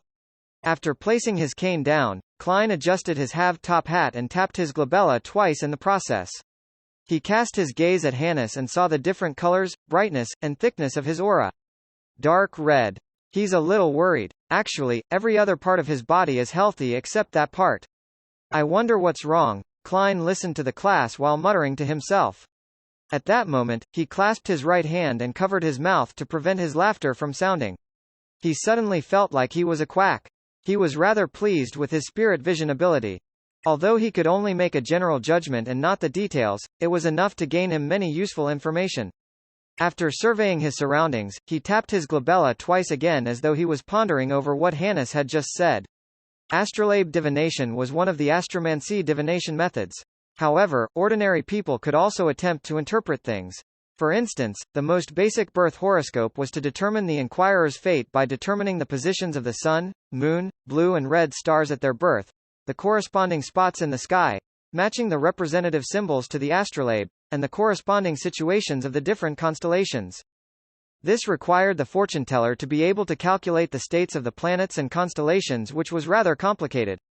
Of course, there were publications that aided people to look up the values. Some even simplified it by making a vague read with just the constellations.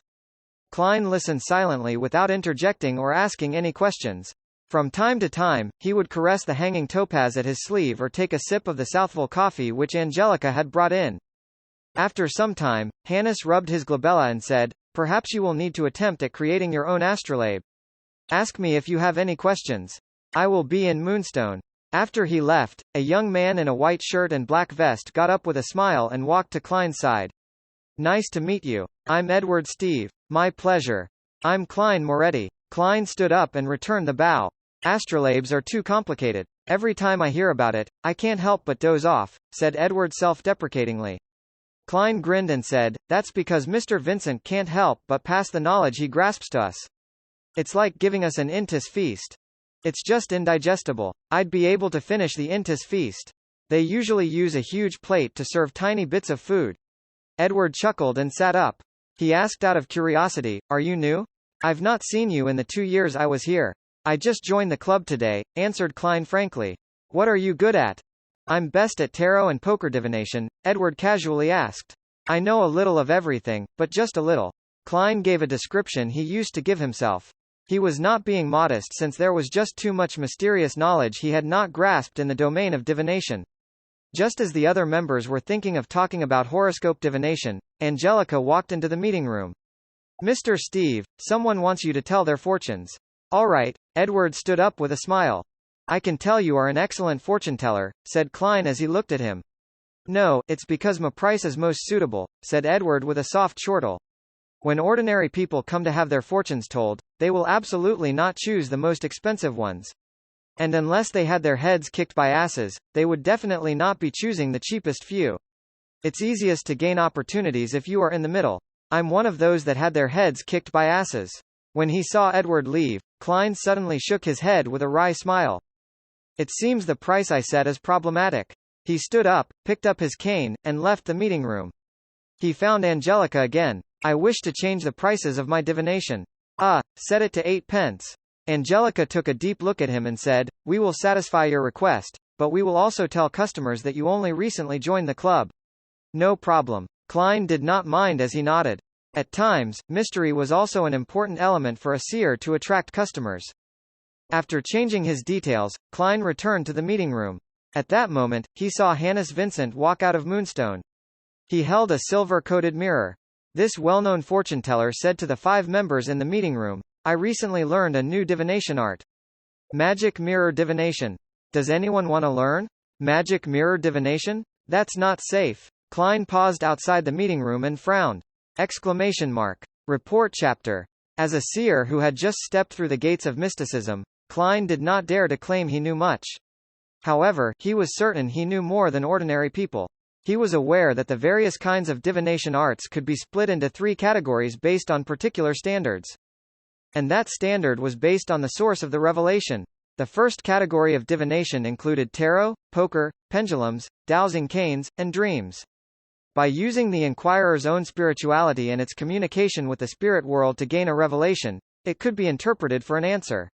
However, spirit pendulums and dowsing canes had very high requirements of one's spirituality, spirit body, and astral projection. Non-beyonders were unable to obtain precise or clear revelations. Card divination provided fixed symbolism, presenting even an average person's faint revelation. Dreams were somewhere in between the other forms.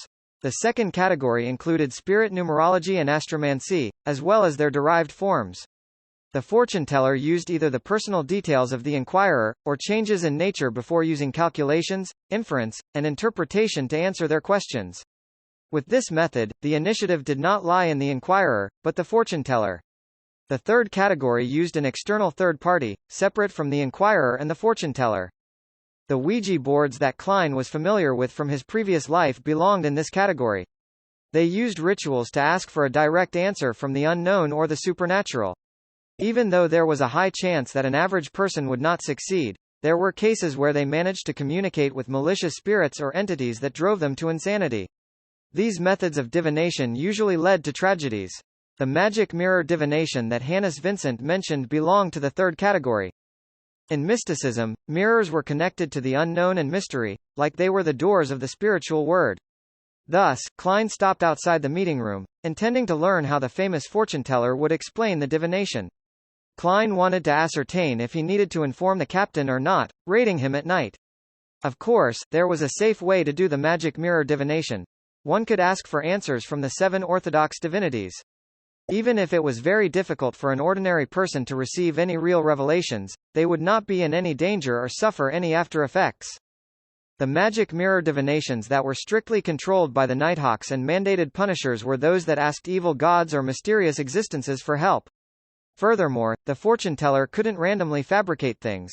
Some phrases or qualities had the potential to invite the attention of unknown entities. In the world where the powers of the Beyonders exist, such divinations would often lead to tragedy.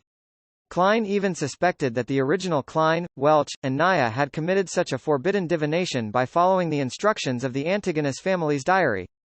At that moment, Hannes also explained the principle behind magic mirror divination and described the actual process. First, you choose a suitable time and date according to the divinity you believe in. You can decide this using the astromancy manual. For example, we all know that Sundays symbolize the evernight goddess, for Sunday is the embodiment of rest. 2 to 3 in the early morning, 9 to 10 in the morning, 4 to 5 in the evening, and 11 to midnight are all related to the moon. Thus, they are controlled by the evernight goddess. Thus, fortune-tellers that pray to the evernight goddess can use magic mirror divination during these times on a Sunday. Quite a good foundation. Klein nodded slightly while using the half-closed door to the meeting room to conceal himself. It had to be said that with the 7 major churches keeping each other in check, some mysticism knowledge had indeed leaked. For example, many of the meanings behind the symbolism could be found in the astromancy manual. However, without the potions or Beyonder powers, ordinary people were unable to obtain the desired effects. Second, we must scrutinize the mirror carefully. It must be a mirror coated with silver. You place the mirror at the position representing the moon. Hannes demonstrated with the prop in his hand.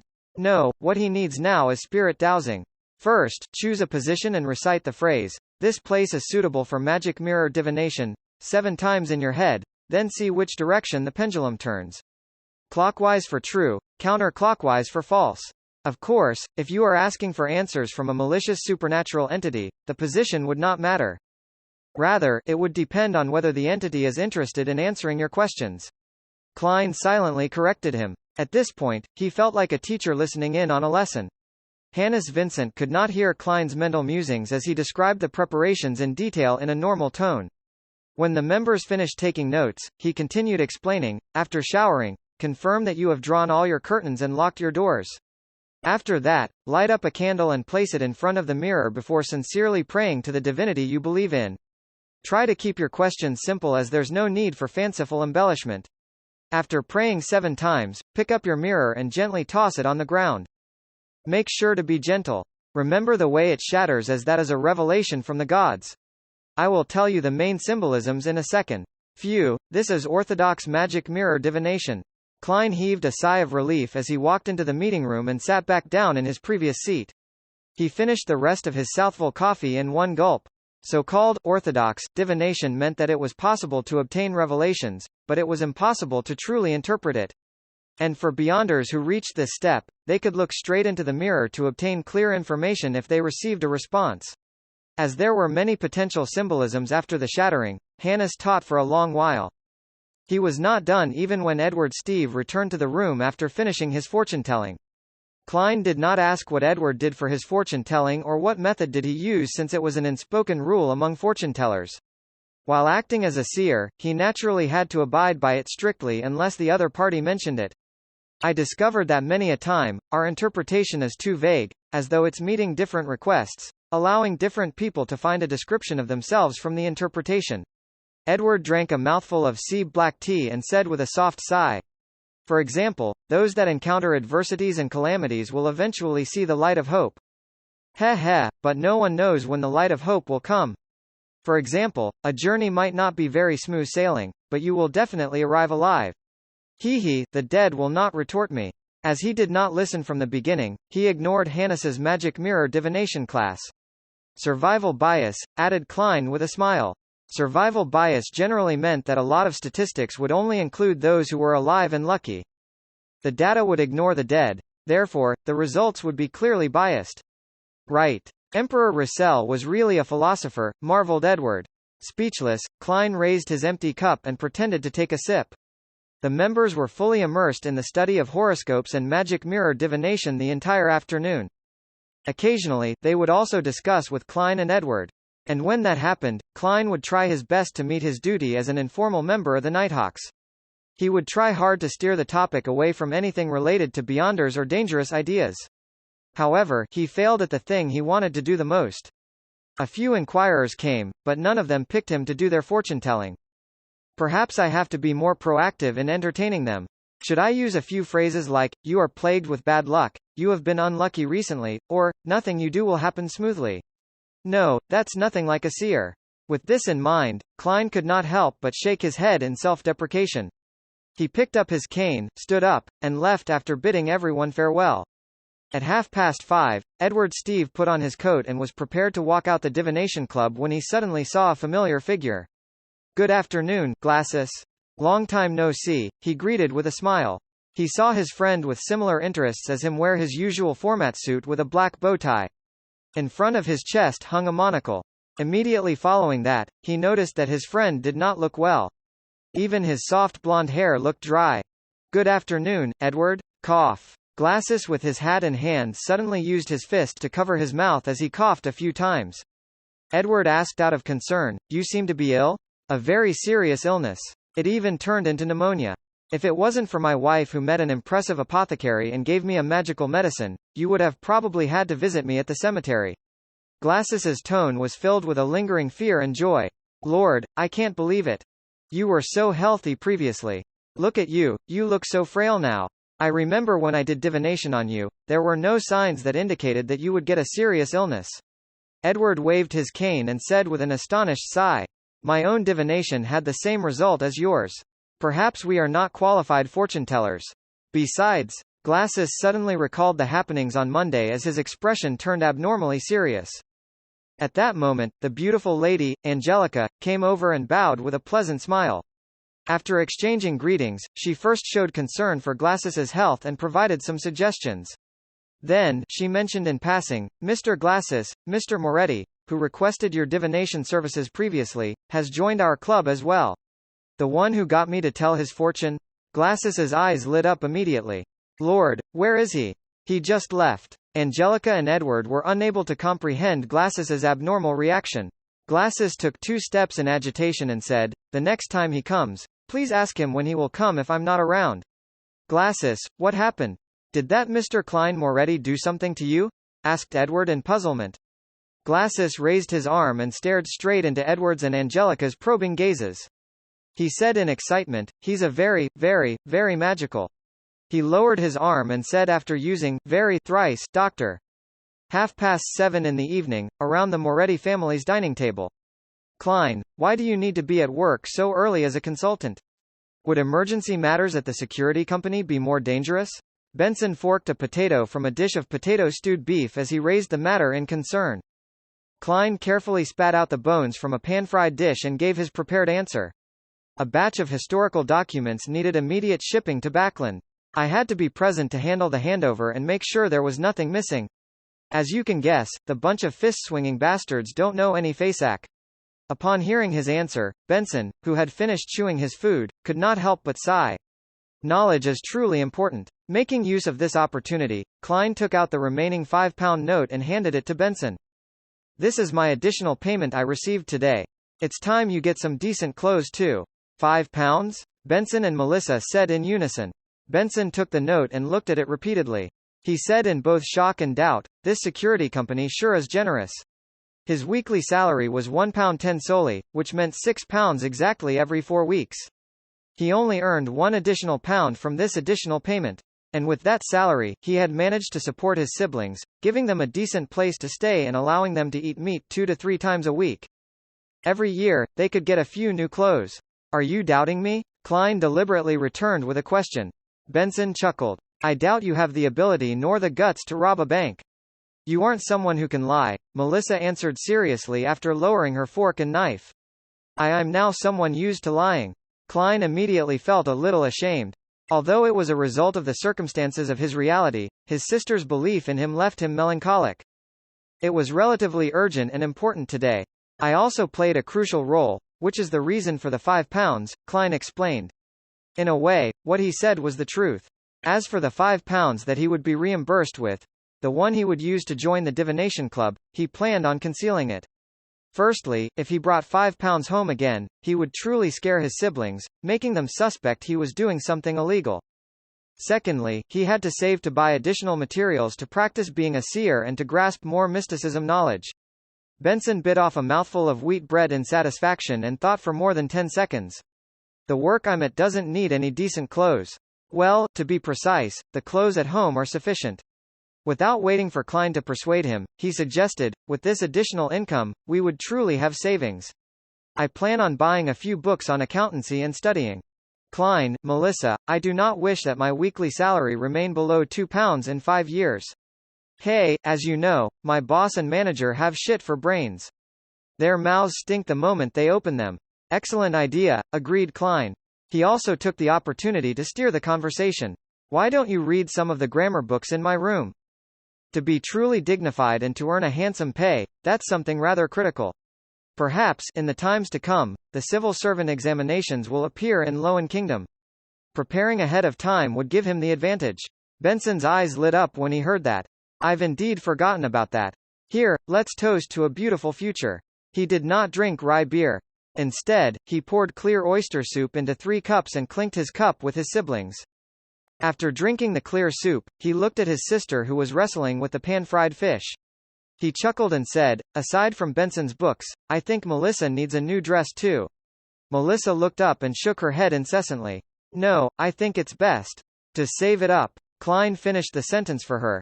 Yeah. Melissa nodded in agreement. In fact, if you do not seek the best fabrics and the newest designs, it would not be too expensive.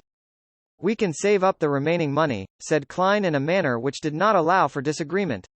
Benson added, Melissa, are you planning on wearing the old dress again to Selena's 16th birthday bash?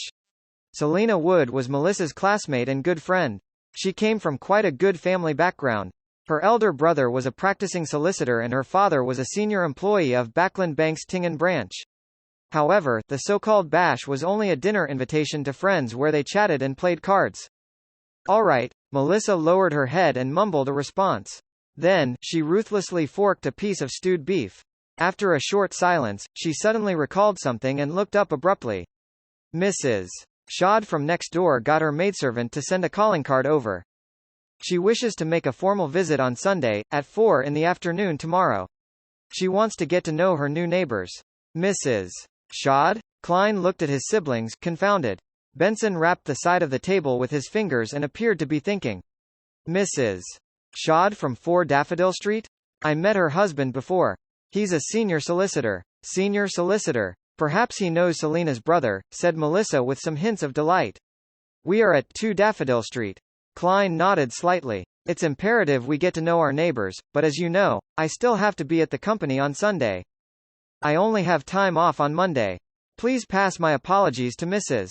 Shad. With that said, he suddenly recalled the neighbors of his former life when he was young, as well as the neighbors in the apartment from Iron Cross Street.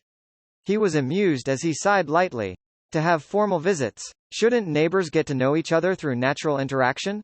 Ha ha, Klein, that's because you aren't aware.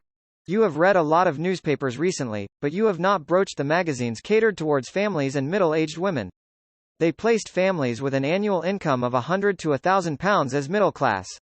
They promoted it as the framework of the entire kingdom and praised how the middle class doesn't have the arrogance of the aristocrats and the wealthy, nor are they as crass as the low-income brackets. Benson lightly and happily explained, these magazines impart many simplified ceremonies which the aristocrats practice in their interactions. As such, it becomes a target of the middle class. Thus, this results in the differences between intimate calls, semi-formal calls, and formal calls. As he spoke, he shook his head and chuckled. Typically, gentlemen, madams, and ladies who view themselves in this class will be very particular about details. They will visit their neighbors and friends from 2 to 6 in the afternoon. It's known as a morning call less than sup greater than 1 less than sup greater than. Morning call? Klein and Melissa asked in surprise. Why was a visit from 2 to 6 in the afternoon a morning call? Benson put down his fork and knife, threw his hands up, and smiled. I do not know why either. All I did was read the magazines my female colleague brought. Yeah, perhaps it's because they wear their morning gowns to make the call. Morning gowns were a form of formal attire worn during mass or gatherings.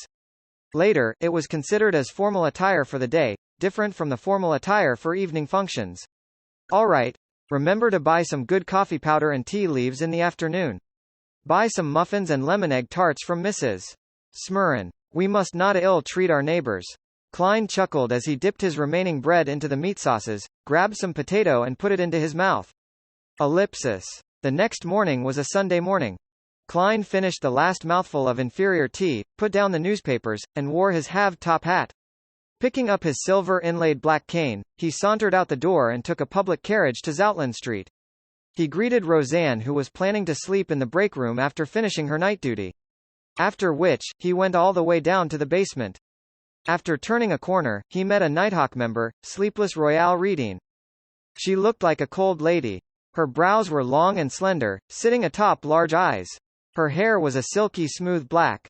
"Good morning, Madam Reading," Klein greeted with a smile. Royale used her deep blue eyes to glance at him and nodded indiscernibly in return. The two quickly passed by each other when Royale stopped and said with her eyes trained forward, "Ritualistic magic is a very dangerous thing." Ah, Klein was taken aback. By the time he turned around, all he saw was her departing back. "Thank you." He frowned and shouted at Royale Reading's back.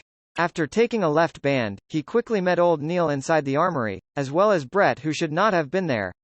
"Let's go to my place. I've already received the corresponding materials. Brett has agreed to watch the armory for me," said old Neil with a chuckle. Klein was immediately surprised. "We aren't doing it here?" Old Neil held a silver chest and tutted. "There's no space here to practice ritualistic magic." Klein did not ask further. He followed old Neil up to the streets and took a public carriage to the Northborough suburbs. Old Neil's place was a bungalow. The garden in front of it was filled with roses, golden mint, and other materials. The moment he entered, there was a carpeted foyer. There were 2 high-back chairs and an umbrella rack. Through the foyer was an expansive living room. The walls were plastered with light-colored wallpaper. The floors were a dark brown color. In the middle of the room was a tiny carpet with floral imprints and placed above it was a heavy round table. Surrounding the table were comfortable long benches, single-seaters, and a piano. "My deceased wife loved music." Old Neil pointed at the piano and mentioned in passing, "The sofa and coffee table are in the bedrooms. Let's do the ritualistic magic in the living room." "All right," Klein replied cautiously. After old Neil put down the silver chest, he laughed and said, "Let me demonstrate to you ritualistic magic. Make sure to observe and remember the ritual." As he spoke, he took out a fake goatskin parchment from the chest. It was specially made and it had strange pictures drawn on it with black ink that exuded a serene fragrance. Klein kept watching and finally discovered that old Neil was seemingly, likely, possibly drawing an IOU. When old Neil filled in the corresponding field with the number 30, and the corresponding pound symbol, Klein could not help but ask out of puzzlement and confusion, "Mr. Neil, what kind of ritualistic magic are you doing?" Old Neil coughed and answered very seriously, "I'll be using magic to settle that debt of £30 today." "You can do that?" Klein's eyes widened as his mouth gaped. "Using magic to settle an IOU? Is he trying to curse his debtor to death or create counterfeit notes? I might not have a solution to the problem, but I can finish you instead?" All sorts of thoughts appeared in Klein's mind as he looked at old Neil with an oddly. He seriously considered the possibility of calling the cops, no, of informing the Nighthawks. Old Neil shot a glance at him and said peeved, "I can see ignorance, foolishness, and the weak and shameless disbelief in your eyes. Didn't Dunn tell you the maxim of the mystery priors? Do as you wish but do no harm. Although this maxim originated from the secret and evil Moses Ascetic Order organization, beyonders who choose the path of Moses Ascetic Order have proven that it's right through their own experiences. As long as one strictly abides to it and shows the needed fear and reverence, the risk of losing control will be minimized. The contrary has similarly been established. Your suspicion towards me is an insult to mystery priors. Sorry." Klein did not hesitate to apologize. He had indeed forgotten that Dunn Smith had once mentioned the maxim. Old Neil was not truly angry. In a blink of an eye, he chuckled. "A pity. Very few beyonders choose to be seers. There is no corresponding maxim to help you. But I have Emperor Russell's diaries. Yes, strictly abiding to the maxim has a hint of acting." Klein suddenly came to this thought as he nodded as if in deep thought. Old Neil did not continue. He removed the vases and other items from the round table and placed them in a corner. Immediately following that, he took out both a crimson red and black candle from the silver chest. He explained, if ordinary people attempt ritualistic magic, they have to follow the results from astromancy or read corresponding manuals. They have to choose suitable dates and times. For example, the day representing the goddess, the period when she rules over the moon. But for us beyonders, especially beyonders good in this domain, there's no need for that. Our acute spiritual perception and potent astral projections are key. Of course, if you are not confident about the ritualistic magic you are attempting, it's best to choose a suitable date and time. It can increase the probability of success. Ah, right. This is based on a premise. Remember carefully to abide strictly by the rules. Old Neil placed 2 candles and turned to the side and looked at Klein, saying very solemnly, "Low-sequence Beyonders are not strong enough. Almost all the ritualistic magic they can perform are the seeking of external powers and help. Therefore, you can only consider orthodox divinities like the goddess or the Lord of Storms. Absolutely, absolutely do not attempt to communicate with the unknown or unpredictable existences. Even if people believe in them or the promises recorded are filled with enticements. Believe me, don't take any chances. As long as you attempt once, you will go down a slippery slope into the abyss with no return. Any work or resistance will only slow it down with no way to change the trajectory." "I'll remember," Klein said in a deep voice. However, he felt a little afraid. "My luck enhancement ritual has apparently sought power from an unknown and unpredictable existence. Furthermore, I have gained powers capable of pulling people into the fog that even a senior Beyander like the Hanged Man finds unbelievable. Well, at least I think he is a senior Beyander. Thankfully, I haven't gone mad or have any signs of losing control." While worrying over this, he proactively changed the subject. "So, Nighthawks should seek the help of the goddess? No one will stop you if you pray to the Lord of Storms. However, we are unable to tell from our ritualistic magic whether he replies with malicious intent or not. The outcome will be distorted in unpredictable ways." Old Neil successfully made Klein give up the idea in a joking manner. There was no so-called best, only necessary. After his exhortations, Old Neil picked up a crimson-red candle and said, "By using candles made of moonflowers and dark red sandalwood, it will represent the goddess's identity as Lady of Crimson in the ritualistic magic." He pointed to the black candles and said, "Candles made of night vanilla and slumber flowers represent the night." As he spoke, he placed the black candle on the top left end of the round table while the red candle was placed on the top right end. Why do we symbolize the goddess with only 2 candles? She is also the mistress of calm and silence, empress of disaster and horror, and mistress of calm and silence. Old Neil chuckled. "That's right. This is something I wished you asked. Before their fall, the Moses ascetic order had a very good relationship with the Church. Their beliefs and results on ritualistic magic have heavily influenced us. They believe that all objects are numeric. Every number has a spirituality, and in ritualistic magic, 0 represents the unknown or chaos. It symbolizes the state of the universe before it was born. 1 represents a beginning, the first creator. 2 represents the world and various divinities that were produced from his body. 3 represents contact between divinities and material objects to create all things. Here, using 2 candles represents the goddess while the 3rd candle is for you. Which 2 candles and which 2 symbols to have depend on the intended effects of ritualistic magic. 3 begets all things less than sup greater than 1 less than sup greater than. All things stem from 3? Klein could not help but recall certain things from his previous life. Seeing Klein listen attentively, Old Neil took a 3rd candle and said, "This is the candle representing me. It's a very ordinary candle which only has a little bit of mint added. Take note that plants like roses, lemons, mint, moonflower, night vanilla, and slumberflower are beloved and cherished by the goddess." Viewing it from another angle, the 3 candles represent the bodies, spiritualities and godhood of every person. After finishing the description, Old Neil placed the 3rd candle in the middle of the round table. He then took out a bottle of concocted full moon essence oil, a huge cauldron engraved with the dark sacred emblem, a silver knife with gorgeous patterns, a cup of water, and a saucer of coarse salt. To Beyonders who are not good at ritualistic magic, there is a need for bells, crystal balls, silver cups, incense or other supplementary items. However, mystery priors and seers have no need for that. These artifacts are already sufficient. Old Neil placed the fake goatskin parchment with the IOU just below the cauldron and used a special quill to hold down one corner.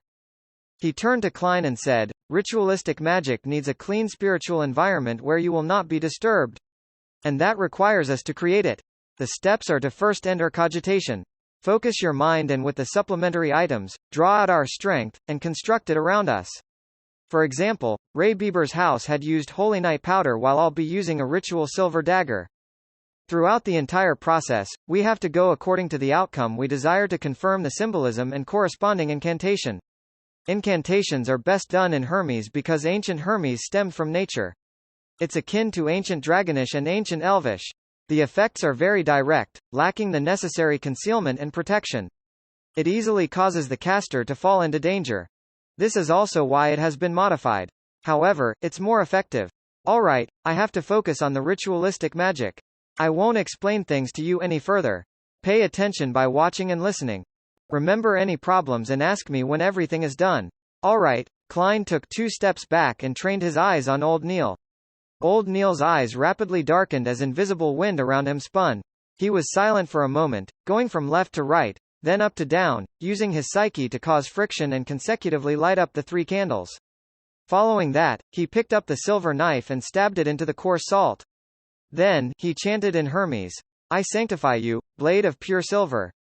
I cleanse and purify you, allowing you to serve me in this ritual. Ellipsis. In the name of the Evernight goddess, the Lady of Crimson. You have been sanctified. After a short but powerful syllable, Old Neil drew a silver knife and inserted it into a cup of clear water. Then, he raised it and pointed to the space beyond the round table. He aimed the blade tip in the periphery and took a step forward, circling the round table. Every step he took made Klein feel an invisible energy spew out of the silver knife. It was filled with spirituality as it connected with the air, forming a completely sealed wall. After walking 1 round, the altar was completely isolated from its surroundings. Old Neil stood in front of the round table and put the silver knife down. He picked up the bottle of full moon essence oil and dripped 3 drops on the black, dark red, and ordinary candles. Sizzle. A thin mist emanated as everything seemed to become veiled in mystery. Old Neil put down the glass bottle and looked at the fake goatskin parchment silently for 2 minutes.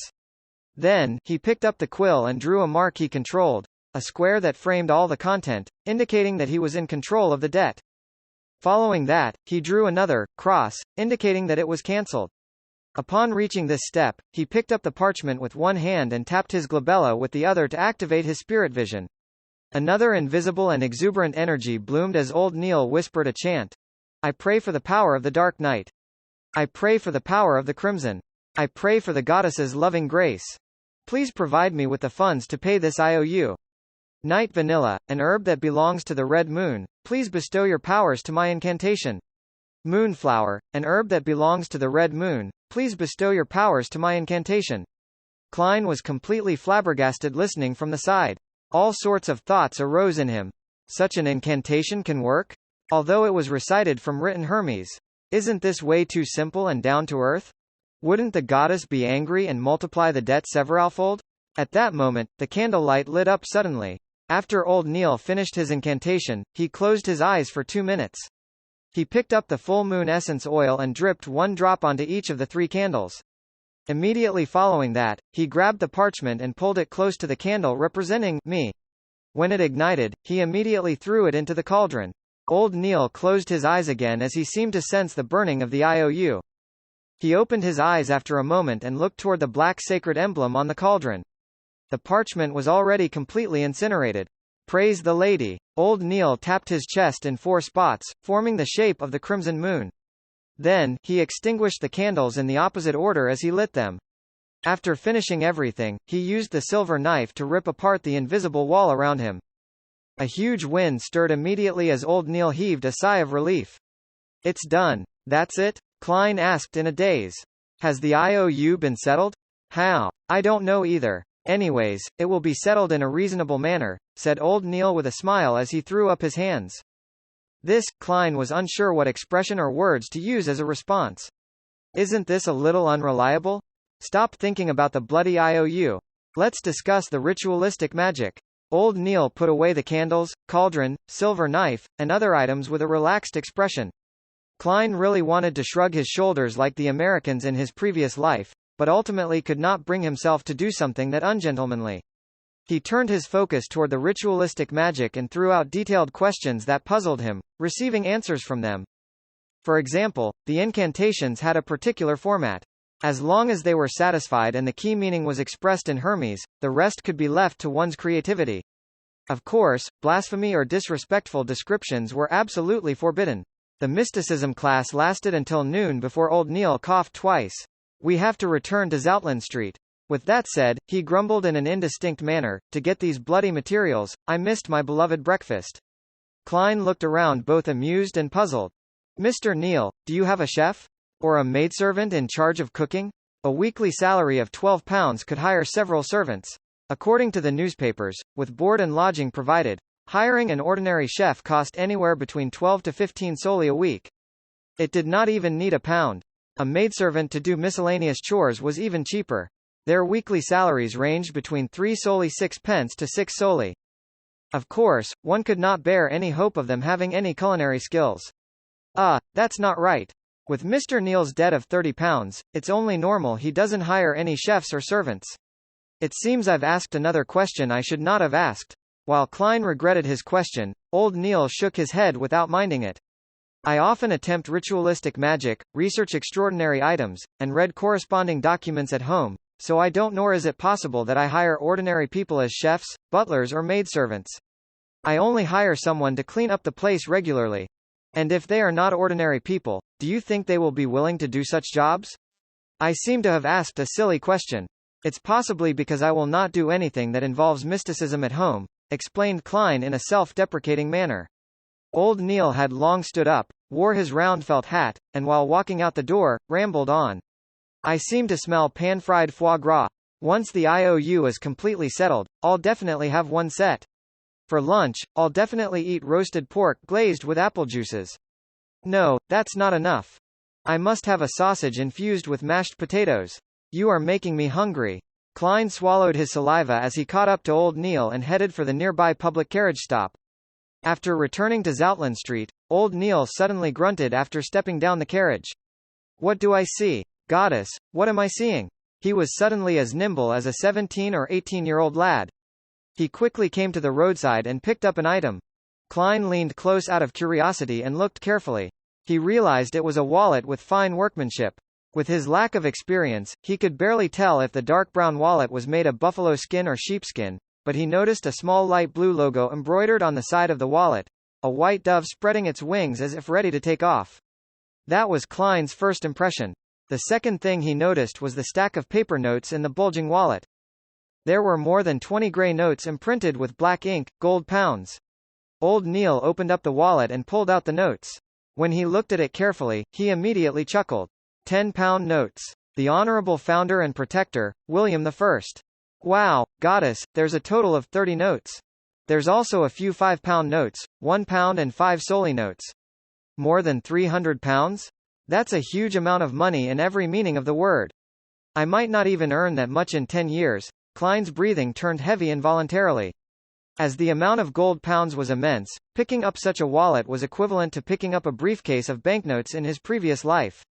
I wonder which gentleman dropped it. He can't be someone ordinary, analyzed Klein calmly. Such a wallet was clearly not a woman's. There's no need to care who he is, said old Neal with a chuckle. It's not like we attempted to divine and take money that doesn't belong to us. We should wait here for a moment. I believe the gentleman will soon be back searching for it. It's not something that can be given up no matter who it is. Klein heaved a sigh of relief. He had a brand new understanding of old Neal's morals. He was rather worried that he would have used the goddess's bestowment as an excuse and paid off his debt. He was still wondering how to prevent it and persuade him otherwise. Is this do as you wish, but do no harm? Klein suddenly learned something new. The duo did not wait more than a minute by the streets when a luxurious four-wheeled carriage zoomed over. Its side had a light blue logo with a dove spreading its wings. The carriage stopped, and a middle-aged man dressed in a black formal suit with a bow tie of the same color alighted. He looked at the wallet, took off his hat, and said politely, "Sirs, that should be my master's wallet. Your logo is proof of everything, but I need to make additional verifications. This is to be responsible for all parties. Might I ask how much money is there in the wallet?" replied old Neal politely. The middle-aged man was taken aback as he said in a self-deprecating manner almost immediately, "As a butler, I do not know how much money master had in his wallet." "Sorry. Please permit me to ask." "As you wish." Old Neal gestured for him to do as he pleased. The middle-aged man walked to the carriage's side and through the window, conversed with the person within. He approached Klein and old Neal again and smiled. "More than £300, but less than £350. My master does not remember the exact number."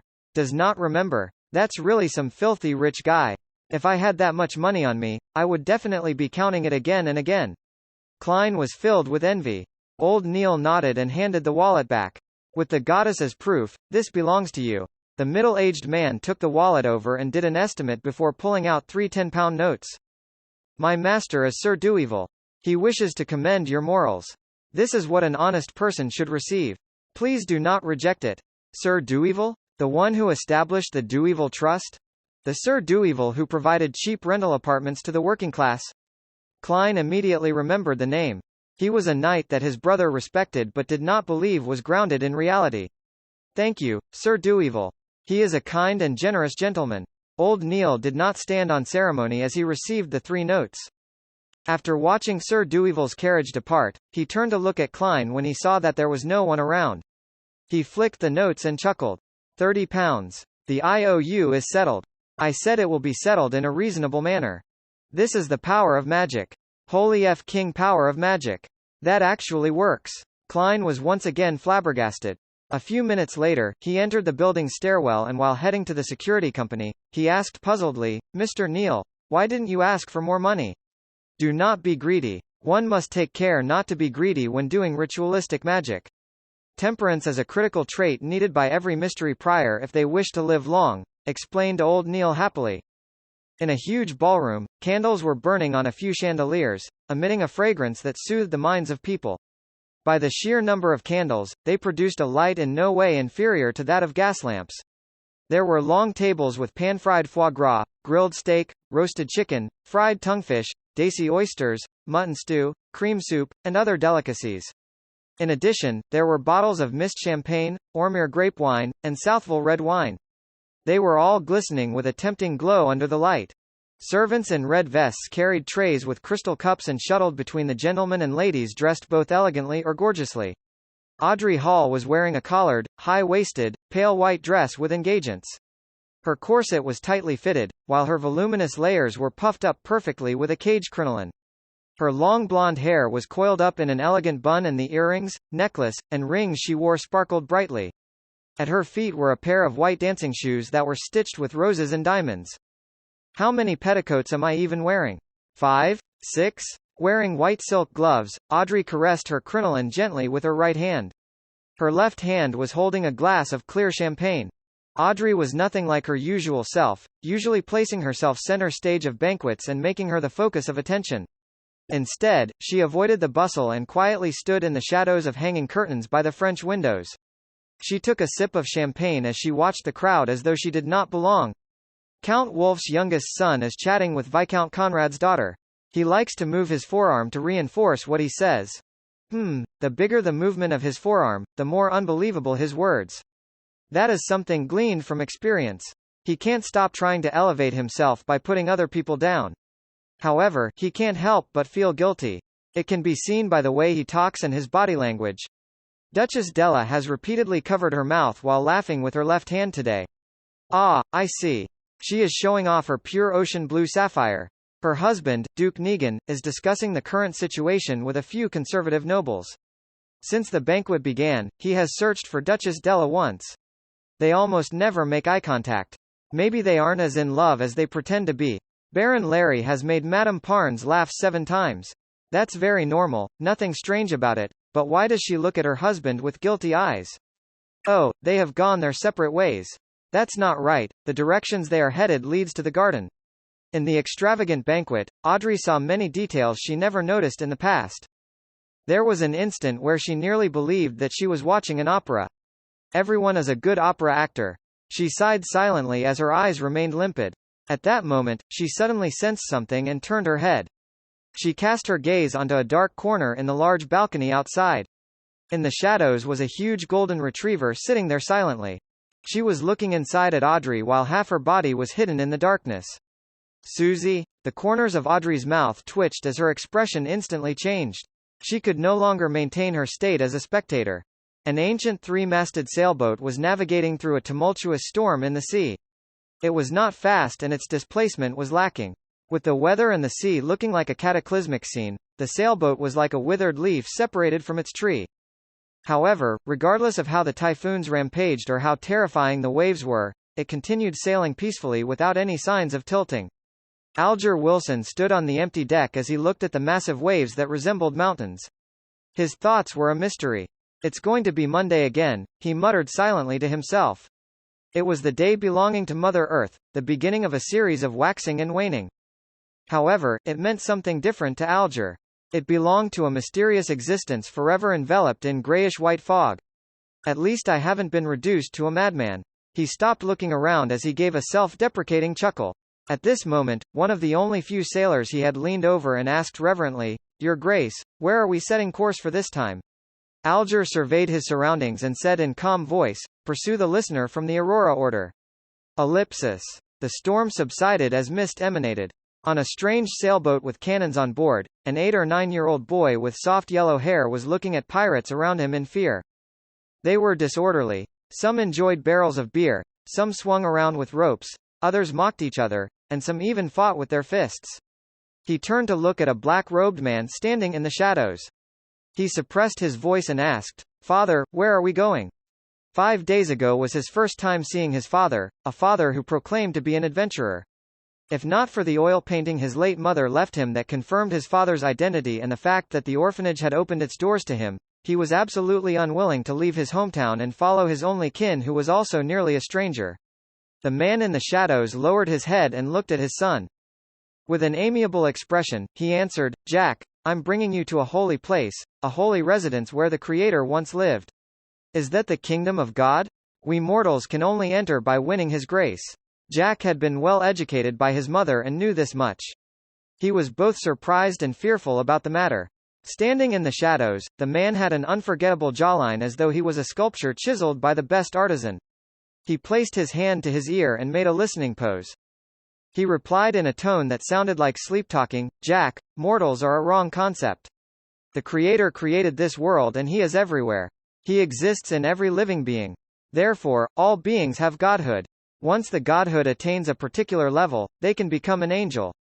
The 7 fake gods at present are only powerful angels. Look, I can now hear the teachings of the Creator. Ah, how extraordinary is this revelation! Life is only a tour of the spirit. When the spirit is sufficiently potent and resilient, we can find our godhood and fuse with even more godhoods." Jack could not understand the complicated description. He shook his head and asked another question he previously did not have the chance to. "Father, I heard from Mother that after the Creator created this world, He split into all beings and does not exist in actuality. Then, why does His holy residence exist?" As a 7 to 8-year-old child, he was logical. The man with the chiseled face was taken aback. He turned his head away as though he was listening to more murmurings. Suddenly, he slumped down, knees on the deck. His exposed skin protruded black shards. He clenched his head with both hands as his expression warped and he shouted in extreme pain, "They are lying." After lunch, having had old Neil promise him that he would bring him to the underground market the next time he went, Klein slowly returned to the Blackthorn Security Company. He chose the 2 options of reading the documents in the staff office and practicing his abilities or take the opportunity to go out and act as a seer in the divination club before Captain Dunn stopped him. However, before he could make the decision, he saw Dunn Smith walk in. He was dressed in the usual black windbreaker and halved top hat. "Captain, any updates?" Klein thought of the whereabouts of the Antigonus family's notebook as he asked with concern. Without showing any signs of fatigue in his gray eyes, Dunn said, "The facts have corroborated that the Antigonus family's notebook is in Ray Bieber's hands. However, he has vanished completely. I have already informed the various Nighthawk teams of this matter through a telegram. They were requested to pay attention to the various piers and steam locomotive stations. The first batch of printed portraits was mailed out yesterday afternoon and will be printed in various major newspapers. How nice it would be if there were phones, fax machines, surveillance cameras, and big data. What a pity. I know how to use all of them and even understand a little of the logic behind it." Klein exhaled silently. "But regardless, we can consider ourselves as having found the notebook. And this is all thanks to you. Of course, it still needs another round of confirmations. I have already sent a telegram to the Backlund Diocese, requesting them to escort sealed artifact 2049 here. It was once a dangerous item of the Antigonus family. It can help us know if Ray Bieber is a descendant of the Antigonus family. A Grade 2 sealed artifact. Dangerous. They can be used with care and moderation." Klein had originally wanted to ask about the sealed artifact, its special abilities, and the danger it posed out of curiosity, but he instantly recalled that he lacked the necessary clearance. He had no choice but to give up. "May Goddess bless us." Klein tapped 4 spots on his chest, forming the sign of the full moon. Dunn pushed open the door to his office and said with a slight nod, "The goddess has always been protecting us. Klein, if you had not chosen Seer, you would be a formal member after this matter is verified. You could have chosen Sleepless, but pity. To be frank, I'm still puzzled over your choice. Although Corpse Collector is quite off-putting, you have seen Daily as well. You should know that spirit mediums vary in strength. As for Mystery Priors, they're a good choice too. At the very least, you have Old Neil as a role model, so he will make sure the risk of losing control is minimized." With regards to this question, Klein had prepared an answer from the beginning. He just never had a chance to use it since Dunn did not ask. He was only able to answer in passing. He organized his words and said, "My considerations stem from the fact that Seers and Mystery Priors are considered Beyonders with a support role. They do not need to always face enemies, for that's too dangerous. And both you and Old Neil said that in the domain of mystery and Beyonders, curiosity and experimentation usually brings about terrifying outcomes. Describing Mystery Priors as prying mysteries made me worried, so, hey, as you know, I was only an ordinary graduate not long ago. A lack of guts is the only reason I made such a choice. I have to say that this is a very reasonable answer that goes beyond my expectations." Dunn massaged his temples and chuckled. He turned halfway as his gray eyes sized up Klein. "Continue going out for now. Do not limit yourself to the paths leading from Welch's Place to Iron Cross Street. Perhaps you might sense the notebook and help us confirm Ray Bieber's location." "All right." Klein realized that he no longer need to be in a dilemma. He bade Dunn farewell and turned around, his heart beginning to count. 3, 2. "Hold on," shouted Dunn. Klein turned his head and smiled. "Captain, is there anything else?" Dunn coughed slightly and said, "Well, support Beyonders have to fight their enemies from time to time. Although Seers sound like they can avoid such battles, they are not to be ignored. You have to maintain your shooting skills and work on increasing your strength. This is what I'm working hard towards." Klein pointed outside. "I'll be leaving." "All right. Wait a moment." Dunn shouted for him once more. As he pondered, he said, "Perhaps I have to consider hiring a combat trainer for you. Of course, this matter is under the premise that you become a formal member." Klein responded tersely before asking carefully, "Captain, is there anything else?" "No." Seeing Klein's unbelieving eyes, Dunn shook his head and smiled. He emphasized again, "Really, nothing." Only then did Klein walk past the partition divider. He bade farewell to Roseanne and Mrs. Oriana and headed to the shooting club for practice. With all of this done, he went to the divination club and saw the beautiful Angelica standing there reading newspapers leisurely. "Home," Klein silently read. With the cane in hand, he walked over and greeted with a smile, "Good afternoon, Madam Angelica." "Good afternoon, Mr. Moretti." In no rush, Angelica put down her magazine. She stood up and said, "Not long after you left yesterday, Mr. Glasses came. He just recovered from a major illness." Klein heaved a sigh of relief as he smiled. "That sure is something worth celebrating." Upon hearing this, Angelica, who was secretly observing him, lowered her voice and asked out of curiosity, "Mr. Glasses said that you are a very, very, very magical doctor. Are you?" "What?" Klein looked at the lady in front of him, suspecting if he was hearing things. "What made him think I'm a doctor? Even I do not know." Upon seeing Klein's odd expression, Angelica immediately felt her beliefs waver. "Is that so? Mr. Glasses mentioned that you were able to tell of an ailment in his lungs simply from observation." Her voice softened until she finally shut up. "Observation? A dark glabella?" Klein was instantly enlightened as he shook his head with a chortle. "I believe Mr. Glasses was mistaken. He was planning on being perfunctory, but after recalling that no one sought his divination services the entire afternoon yesterday, his mind whirled. It affected his goal of acting as a seer, so he explained, it's actually a form of divination." "Divination? But Mr. Glasses only mentioned that you observed his face. That's also considered divination?" asked Angelica in shock and doubt. Klein smiled, composed. "As a member of the Divination Club, you should know about palm reading, right? Palm reading was not patented by the Foodaholic Empire. Even on Earth, India and Old Europe had developed similar principles, much less in a world with Beyonder powers. I know about it, but it seems you did not read his palm?" "Were you observing him in secret?" asked Angelica curiously. "I was using face reading." Klein cooked up a lie. Its principles aren't very different from palm reading at a fundamental level. "Really?" Angelica's eyes were filled with disbelief. In order to develop his career as a seer, Klein chuckled. He pretended to be in thought as he tapped his glabella twice. He focused his eyes and Angelica's aura presented itself. Her head was purple, her limbs were red, her throat was blue.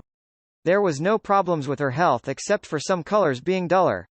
However, that was a manifestation of ordinary fatigue. Klein then looked at her emotions. She saw orange mixed in with some red and blue. It also meant warmth coupled with some excitement and thought. Thankfully, after realizing that there was nothing abnormal about her, Klein planned on deactivating his spirit vision. But it was at that moment when he suddenly saw rich darkness hidden in the depths of her emotional colors. Furthermore, she is lacking a little of white, an eagerness to improve. Klein nodded while in thought. Mr. Moretti, were you reading my face? Seeing the young gentleman in black in front of her turn silent abruptly while seriously sizing her up, Angelica keenly noticed something. She asked in a half-curious and half-worried manner. Klein did not immediately reply. Instead, he tapped his glabella lightly as he wore a look of scrutiny. Just as Angelica was feeling unease, he said warmly, Madam Angelica, there are some sorrows and pains which you should not seal in your heart. Angelica's eyes widened as her mouth turned agape. However, she did not say a word. She looked at Klein in his half-top hat with an apparent scholarly bearing. He heard him use a deep, comforting and warm voice to say, you need to either go mountain climbing, a game of tennis, or perform a tragic play to exhaust your body due to exercising. Let your tears flow down uninhibited, then cry and scream. Express all those emotions. That will be very helpful to your health. The moment those words entered her ears, Angelica felt like she had transformed into a statue. She stood there motionless.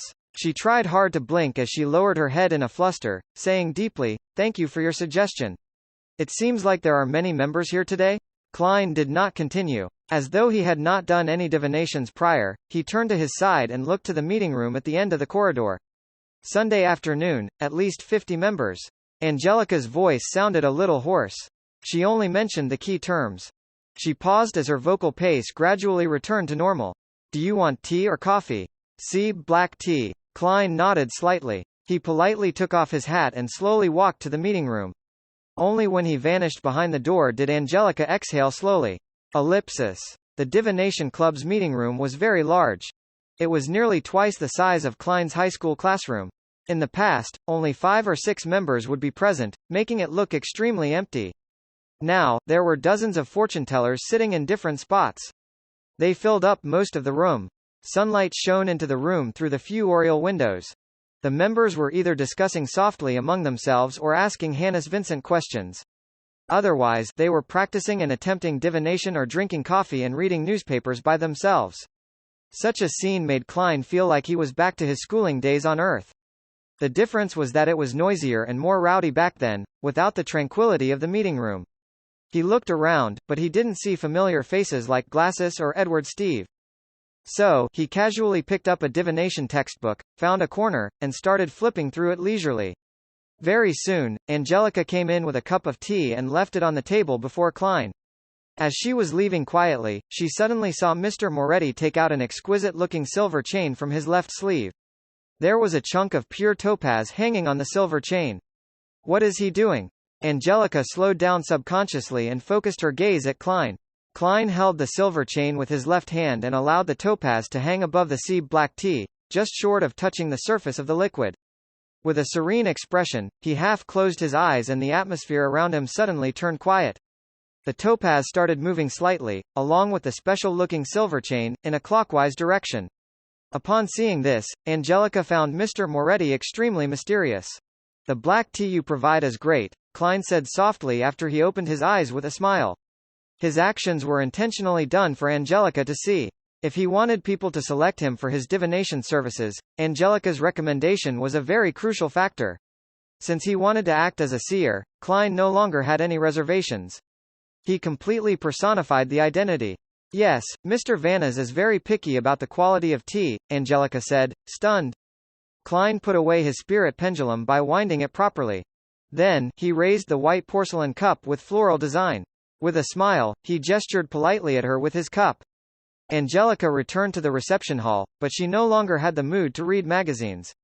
She sat there, gazing into the distance. It was a wonder what she was thinking about. This continued until there were knocks on the door.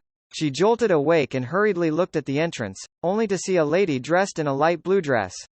The lady took off her veiled hat with a powder blue ribbon. She looked calm and melancholic. "Good afternoon, esteemed lady. Would you like to join the divination club, or are you looking for a divination?" Angelica asked like clockwork. "I want a divination." The lady had a beautiful pair of eyes hidden with sorrow, and she bit her lower lip as she spoke. Angelica guided her to the sofa and explained to her how the divination club worked in detail. She picked up an album and handed it over. "You can pick anyone." In her low spirits, the lady flipped through the album seriously. As there were too many club members there that day, there were too many choices. It left her quite upset. "Can you recommend one? From these few pages." She pointed at the middle section of the album, omitting the fortune tellers priced above 2 soldi and those below 4 pence. Angelica took the album and looked at it for a few minutes. She deliberated her words before saying, "I suggest this gentleman." The lady, who looked uneasy, took a glance and realized that it was a fortune teller named Klein Moretti. "Mr. Moretti just joined the club. Is his divination reliable?" she asked worriedly. Angelica nodded with great affirmation. "Another member of the club and I are certain that Mr. Moretti is an outstanding fortune teller. If it wasn't for his just joining the club, he wouldn't take such low fees." "I understand." The depressed girl nodded. "I'll pick Mr. Moretti for a divination then." "All right, please hold on for a second." Angelica took the album and walked towards the meeting room. She came next to Klein and said with a suppressed voice, "Mr. Moretti, someone wants you to divine for them. Which room would you like to use?" That was effective. "My first business is here." Klein put down his teacup and nodded calmly as he said, "Topaz room." "All right." Angelica walked slowly ahead of him and led him to Topaz room before opening its wooden door. Klein sat behind the table that had various divination tools on it. He waited less than a minute before he saw a woman in a light blue dress walk in. She looked down and melancholic. Seizing the opportunity when she was closing the door, he tapped his glabella twice. The yellow color in her stomach seems a little dull. The dark color of her emotions is very heavy, mainly worry and anxiety. Klein looked her over carefully and leaned backwards. He then lifted his hand to cut off his spiritual vision. "Good day, Mr. Moretti." The woman in the light blue dress sat down. "Good afternoon, how may I address you?" Klein asked politely, not carrying much hope of getting an answer. As a keyboard warrior, he knew that many people were not willing to use their real names during divination. "You can call me Anna." The girl put her veiled cap aside. She looked at Klein with mixed anticipation and doubt, and said, "I would like to divine about my fiancé's situation. He traveled to the southern continent in March for a business deal. He sent me and his family a telegram last month on the 3rd, saying that he was going to set sail and return. But he did not return after 20 days. At first, I believed that his delay was due to the berserk ocean's weather, but as of today, it has been more than a month. The ship he took, the Alfalfa, still hasn't arrived at Enmat Harbor. The ocean that separated the northern and southern continent was called the Berserk Ocean. It was well known for natural calamities and its countless dangerous currents. If it was not for Emperor Russell, who sent men to discover a few safer sailing routes, countries in the northern continent would still have yet to enter the age of colonization, let alone lay an underwater cable to complete a transoceanic telegraph. Klein looked at his very first client of his career as a seer and asked carefully, "Which divination method do you wish to use?" Report chapter. Anna, with her beautiful eyes, hesitated for more than 10 seconds. "You can choose any type that you believe will be accurate. You are the fortune teller, while I'm not. Of course, apart from cards, including tarot, I have also attempted studying them at home. I always felt they were more like toys or a game." Klein thought for a moment, his wrists leaning on the edge of the table. He steepled his hands before his face, his gaze peaceful. He said softly, "Then we shall use the astrolabe." He pointed to a fountain pen and stack of white paper on the table and said, "Write down the name of your fiancé as well as his facial features, address, and date of birth. It would be even better if you can remember the specific time he was born." From her clothes, makeup, and demeanor, Klein did not believe that she was illiterate.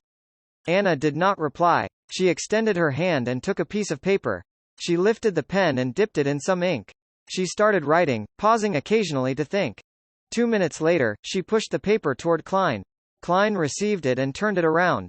The information on the paper read, "Joyce Meyer, the 15th of September 1323, 2 p.m. Tingen City, East Borough, 8 Stephen Street. Short blonde hair, aquiline nose. With just a short glance, Klein quickly calculated the person's spiritual number. 1 plus 5 equals 6 in the study of spirit numerology and mysticism. Adding the numbers of the day the person was born was called their birthday path number, affecting the person's life before 27.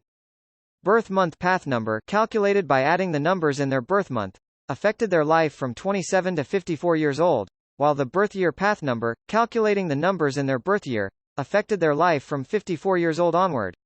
It was July 1349, so Joyce was not yet 27. Thus, Klein immediately calculated the birthday path number. The number 6 represented a balanced and harmonious life, with a heart for giving and a decent marriage or engagement. Following this, he quickly calculated Joyce's year path number. The so-called year path number was calculated by replacing the birth year with the current year. The digits were then added with his birthday path number and birth month path number to get a general understanding of the person's luck for the year. 1 plus 3 plus 4 plus 9 equals 17, 1 plus 7 equals 8, 8 plus 9, birth month path number, plus 6, birthday path number, equals 23, 2 plus 3 equals 5, his year path number is 5, signifying that he would meet with change and accident. He would be required to take certain risks. Klein made a silent judgment after consolidating the facts. He confirmed that the information Anna gave was correct. He retracted his gaze from the paper and turned it toward Anna. Mr. Meyer set off on his journey on the 3rd of June? If he did not lie, that is indeed the case. Anna bit her lips. All right, Klein took the fountain pen and made a note of that. He looked at Anna with his dark brown eyes and said gently, I will begin creating the astrolabe now. I will need some time and absolute silence. Do you mind waiting outside? Angelica will provide you with a cup of tea or coffee. All right. Anna knew that some fortune-tellers had their eccentricities, so she stood up unsurprised. She took her hat with the light blue ribbon and left the topaz room. Klein locked the door and returned to the table. He followed the information and set up the astrolabe, including elements such as his horoscope and locations of the corresponding planets and stars. Throughout the entire process, he did not open the astromancy manual. He completed the setup based on his memory. Over the past few days of his mysticism studies, Klein realized that he could easily grasp and understand anything about divination, quickly turning it into instinct. Perhaps that is the ability of a seer. He completed the astrolabe and felt satisfied. He felt as though his body, heart, and soul had relaxed considerably. As he looked at the outcome, he followed the path of the horoscopes and planets, as well as other supporting details to roughly deduce that Joyce Meyer had met with an accident but would ultimately survive it. At this point, the divination was technically complete. But Klein wanted to pay much attention to his first business transaction. He hoped to build a reputation to aid in acquiring future jobs. He picked up the pen and wrote a sentence in Hermes, Joyce Meyer's current situation. He read the sentence silently and memorized the information on the piece of paper, repeating it again and again. After 7 times, Klein grabbed the piece of paper and leaned back into his chair. He imagined the sphere of light, and his eyes became darker, allowing him to quickly enter a state of cogitation. The surroundings took on an ethereal quality. A formless, boundless fog stretched above him. Klein recalled the contents of the piece of paper, then relaxed. He fell into a deep sleep in this state. He was using a dream divination technique. Repeating the question, remembering the details, and then allowing his astral projection to roam the spirit world in a dream would allow him to gain revelations. Ordinary people also had this sort of experience sometimes, but it was hard for them to recall, as the signs in their dreams were more complicated and garbled. A seer would not have such a problem, for they could see the images directly. The surroundings began to turn hazy as Klein turned half asleep. In the contorted fantasy, he saw a blond young man with an aquiline nose. He was swimming frantically in a sea of blood, nearly engulfed by the waves. But in the end, he managed to escape to shore. The image shattered and changed. Klein saw a blue house with a toy windmill at the door. That blond young man was entering the house slowly, seemingly in joy. At this moment, the image changed once again. Klein realized that he was inside a magnificent palace. The walls were destroyed and damaged beyond repair. Moss and weeds grew in multiple areas. Through the holes in the walls, he could see a mountain peak and clouds clinging close to it outside. Atop the palace was a huge throne carved out of stone. It was adorned with dull gemstones and gold. It looked as though it was not prepared for a human. This giant throne was empty and mottled, as if it had been washed over by the ages. Klein looked around in confusion. He did not understand why he would be dreaming of such a scene. His turbid mind turned sharp as he subconsciously walked out of the palace in an attempt to ascertain where he was. Suddenly, he felt a gaze fall upon him. It was a gaze that came from behind. Klein suddenly turned around and stared towards the giant stone throne, only to see a scene of countless transparent maggots slowly twitching and growing. Klein gasped. He opened his eyes and woke up from his dream. Crystal balls, tarot cards, and the prepared astrolabe entered his vision. Reality quickly replaced fantasy. The initial dream was the result of the divination, but what was the later dream about? It seemed to be targeted at me? Klein put the piece of paper down. He rubbed his temples and contemplated.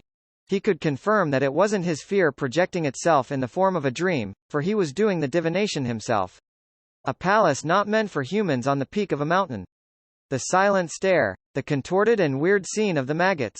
Klein silently guessed as he recalled. Has the luck enhancement ritual communicated with that existence? Or is it a result of the Antigonus family's notebook? Right, that notebook mentioned the nation of the Evernight in the Hornassus mountain range. The palace in the dream was on a mountain peak. He made a simple deduction and was relieved that he had picked seer. According to Old Neil, mystery priors could also divine through dreams, but they weren't as effective as a seer. Sigh, it sure isn't letting me go. All I can hope for is the early capture of Ray Bieber. Klein collected himself and picked up the piece of paper with the diagram of the astrolabe. He slowly walked towards the door. He opened the door and headed to the reception area. He saw Anna looking out the window, completely ignoring her cup of black tea. Ah, Mr. Moretti, is there a result? She saw Klein in her peripheral vision and stood up in a hurry. Klein did not answer her immediately. Instead, he asked according to the revelation he received from the dream, does your house, or Mr. Meyer's house, have a toy windmill? Anna's eyes widened, shocked into silence. After a while, she muttered, that was a present he gave me. It is by the door at my house. How did you know that? See, can this be divined? Klein smiled and spoke with a gentle tone, congratulations Miss Anna, Mr. Joyce Meyer is currently a guest at your place. If you rush back, you should still be able to meet him. He just experienced a calamity, an unimaginably painful journey. What he needs now are not questions, but consolation and a warm hug.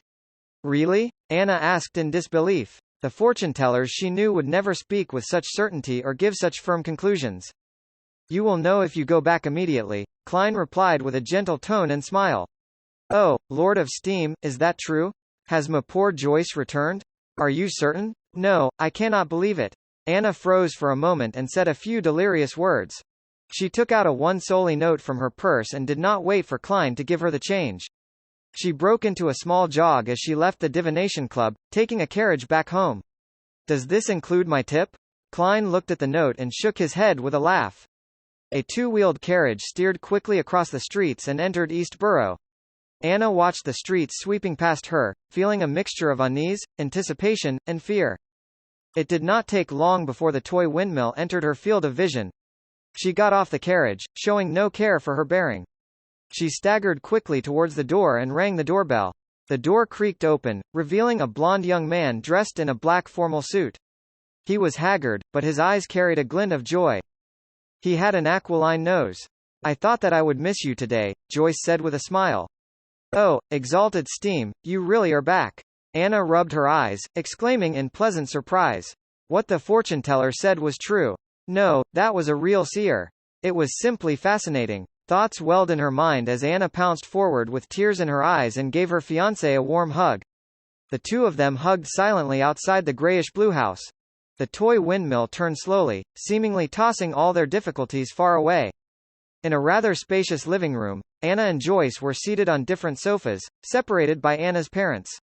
Joyce sighed with a satisfied expression and said, Exalted Steam, I am so lucky to come back alive, to be able to see Anna again.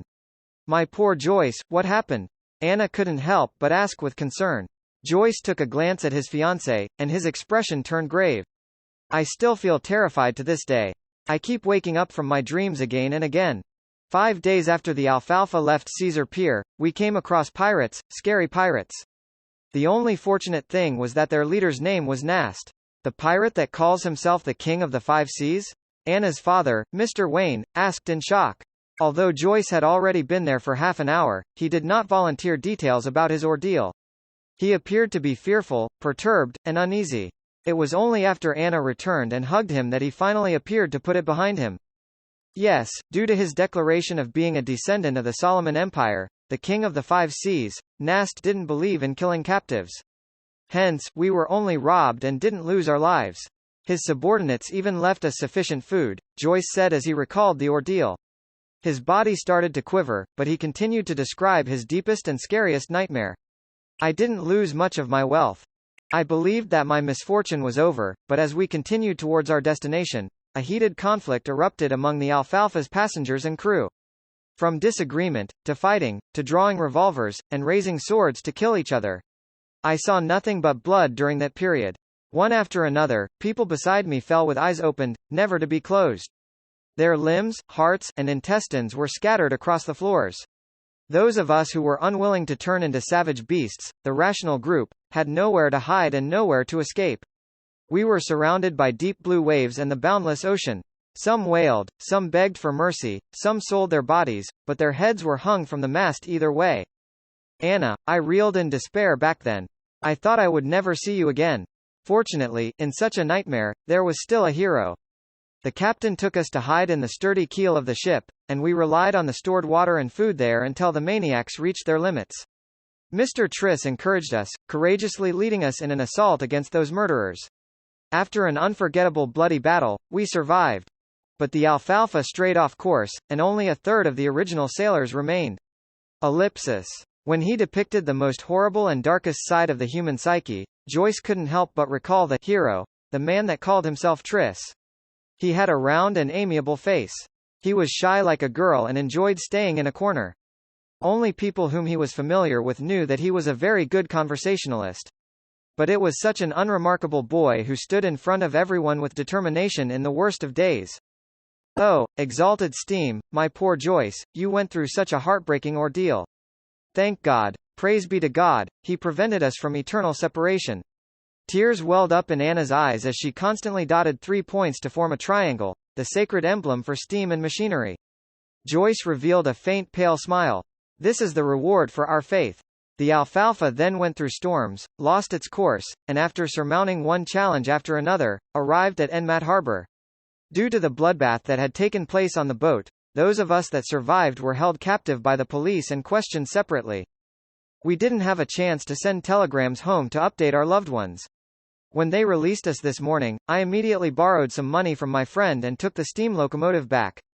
Thank God for letting me set foot on the land of Tingen again, allowing me to see all of you again. Then, he looked towards his fiancée in confusion. Anna, when you saw me, I could feel your happiness and surprise, but I couldn't understand why you rushed towards the door so excitedly right after you got off the carriage. Hey, I had planned on giving you a huge surprise. Anna thought about what had happened earlier, and continued in disbelief, there's nothing to hide, Joyce. As I was worried about you, I went to the only divination club in Tingen City today for a divination. That fortune teller, no, the seer told me, he said, your fiancé has returned. He's in the house with a windmill. What? The Wayne couple and Joyce exclaimed simultaneously. Anna covered her face and shook her head. I can barely believe it either, but it happened. Exalted steam, perhaps there really are miracles in this world. Joyce, that seer asked me for your name, characteristics, address, and birthdate. He told me he was going to do an astrolabe divination. Then, he asked me if the house with a toy windmill was yours or mine. When I confirmed it was mine, he said, congratulations Miss Anna, Mr. Joyce Meyer is currently a guest at your place. What he needs now are not questions, but consolation and a warm hug. God, Joyce found it unbelievable and incomprehensible. Does he know me? Did someone send him a telegram? Could it be that he is familiar with the police in Enmat Harbor? No, that doesn't explain it. How did he know that I came to your place? How could he possibly know that you would seek a divination? Did you make an appointment? No, I made a selection at the last minute, Anna replied with a vacant-looking expression. Perhaps a good seer needs to be in control of vast amounts of information, even if it cannot be used anytime soon. Perhaps that is the fascinating aspect of divination. Anna's father, Mr. Wayne sighed and concluded. In the known history of more than 1,000 years and in the uncertain fourth epoch, divination has existed and has yet to disappear. I think there must be a reason for that. Joyce shook his head lightly and asked, what's that seer's name? Anna thought and said, Klein Moretti. Ellipsis. in the reception lobby of the Divination Club. As Klein had spoken softly, Angelica knew not to go close. Therefore, she only saw Anna leave as though she had lost her soul, wearing shock and confusion on her face. Angelica briskly walked to the sofa and asked out of curiosity, was the result good? She did not dare ask the actual result, afraid of violating the unspoken rule of fortune-tellers. Yeah. Klein nodded and took out 3 copper coins from his pocket. 1/8 of 1 soldi is 1.5 pennies, right? Yes. Angelica looked at the copper coins and realized that one of them was a penny and 2 of them were halfpence. She quickly held it out and said, there's an additional halfpence. Klein smiled faintly and said, thank you for taking care of my customer. She gave me a tip, so it's only right I give you one. It's also to thank you for recommending me, he added in his heart. All right. Angelica felt an unknown fear of Klein, but since the reason was appropriate, she didn't refuse the offer. Klein returned to the meeting room, believing that there would be more people requesting his divinations. However, he did not receive a second customer by 40 minutes past 5. It wasn't because the Divination Club's business was poor, but because most people had already chosen a fortune-teller. They likely were recommended by others and had long determined whose services to hire. In short, I'm still lacking in reputation. Klein laughed at himself for using game terminology. He finished his 3rd cup of sea black tea, grabbed his top hat and silver-edged walking stick, and walked leisurely out of the meeting room. Angelica suddenly recalled Glassis's instructions, and she quickly moved to intercept him. Mr. Moretti, when will you next visit the club? Mr. Glassis would like to thank you in person. I will come over whenever I'm free. If fate permits us, he will definitely meet me, Klein replied, using the tone of a psychic charlatan, as though he was in character. Then, he left the club before Angelica could respond and took the public carriage home. When he stepped through the door, Klein found Benson reading the newspaper and Melissa putting together bits and pieces of gears, bearings, and springs in the evening sunlight. Good afternoon. Did Mrs. Schad visit? Klein asked casually. Benson didn't put down his newspaper. Instead, he lifted his head. Mrs. Schad's visit lasted 15 minutes. She brought some gifts, and she was very happy with the muffins and lemon cake that we prepared. She also invited us over whenever we have the chance to. She is a friendly, well-mannered lady. She knows how to carry a conversation very well too. The only problem is their belief in the Lord of Storms. They believe that girls shouldn't go to school, but should be homeschooled instead, Melissa complained. It was obvious that she was very upset about it. Don't mind that. As long as she doesn't disturb us, she will still be a good neighbor, Klein comforted his sister, smiling. The LoM kingdom was a multi-religious nation, unlike the Frosak Empire in the north which only believed in the god of combat or the Fanapotter kingdom in the south which only worshipped Mother Earth. It was inevitable that the congregations from the 3 major churches of the Lord of Storms, the Evernight Goddess, and the God of Steam and Machinery had conflicts in beliefs and customs. After 1,000 years of this, they restrained each other, making coexistence possible. Okay. Melissa pursed her lips and redirected her focus onto the pile of parts again. After dinner, Klein continued revising history. Only when Melissa and Benson showered and returned to their rooms did he wash up, enter his bedroom, and lock his door. He needed to organize and summarize what he had learned and the problems that he encountered to prevent himself from forgetting or missing out any critical points. Only by doing so would he be able to respond to subsequent developments in the future with a clear train of thought. Klein flipped open his notebook, took out his pen, and started writing in Mandarin. Why is the key to digesting potions acting? After pausing for a moment, Klein continued writing. The essence to resolving the problems with potions is through digestion, not simply controlling it. This can be understood in a straightforward manner. Merely controlling it would be akin to using the power of potions as an external tool. A tamed beast, no matter how well controlled, would ultimately not be a part of a person. The risk of it turning on them would be ever present. As for digestion, it is to view the downed potion as a part of them. They can break it down, fuse with it, absorb it, and form an overall system. I am currently certain of this point. What is more important is how acting helps in digestion. According to my experience as a seer today, I can make 2 hypotheses. They can be verified in the future. 1. Acting based on the potion's name changes the state of one's body, heart, and soul, making them closer to the remnant headstrong psyche of the potion's core. This results in resonance which allows gradual assimilation and absorption. 2. the remnant headstrong psyche spirit of the magic medicine might be like a computer with complete defensive mechanisms. If one wishes to attack it and break it down, they will need to find a bug, security hole, or key. The name of the potion provides a corresponding clue. Thus, we can disguise our body, heart, and soul as part of the system, through acting, and so we deceive the system's defenses. This line of thought is similar to Emperor Russell's description. No matter which guess is right, there is no escaping the body, heart, and soul, for they are the only bridge between acting and the power of potions. Klein put down his pen and looked at the paragraph of text. For a moment, he even wanted to thank the education he received from the Foodaholic Empire. No matter if he chose science or engineering for his further education, he was equipped with the basics of logical thought. Otherwise, there was no way he could have become a keyboard warrior, nor would he have been able to analyze his current situation. Acting might have an effect, but we'll have to wait and see for the specifics, Klein guessed. After that, he wrote down his second question. Why would a seer, being more well-learned and professional in the domain of mysticism, be lacking in means when it comes to direct combat? Wouldn't being more well-learned and professional make a seer even more powerful, giving them the ability to discover a way to defeat their enemies? The reasons could be, first, just like the web novels I've read in the past, I have transmigrated to a game world that has become reality. Thus, different jobs come with different specialties that have to be balanced against each other. But up to this point, there has been no sign of this world being a game, nor are there signs of mission-like developments. I'll put this reason on hold, but it's very unlikely. Second, the fundamental law of this world is balance. The Creator made this world with the core idea of balance. Third, potions at the same sequence level would have the same level of power. It is the most optimal state based on what our forefathers found out and summarized. Exceeding this level of power would make it easier for one to collapse and lose control. Below this level of power would make it such that one would not obtain the desired Beyonder powers. Thus, under the situation of a balanced power level, being stronger in one area would naturally mean that one is weaker in another area. Fourth, everything in this world originated from the same source. They were formed by the remnants of the Creator. Thus, everything in this world is technically fragments of the Creator, and the fact that they have to complement each other would mean that there are inherent shortcomings to an individual. I am leaning towards the third and fourth reasons, but the latter stems from an unconfirmed myth and can only serve as a guide. Thus, I shall use the third reason as a guide, and try to ascertain it using my current knowledge and future studies.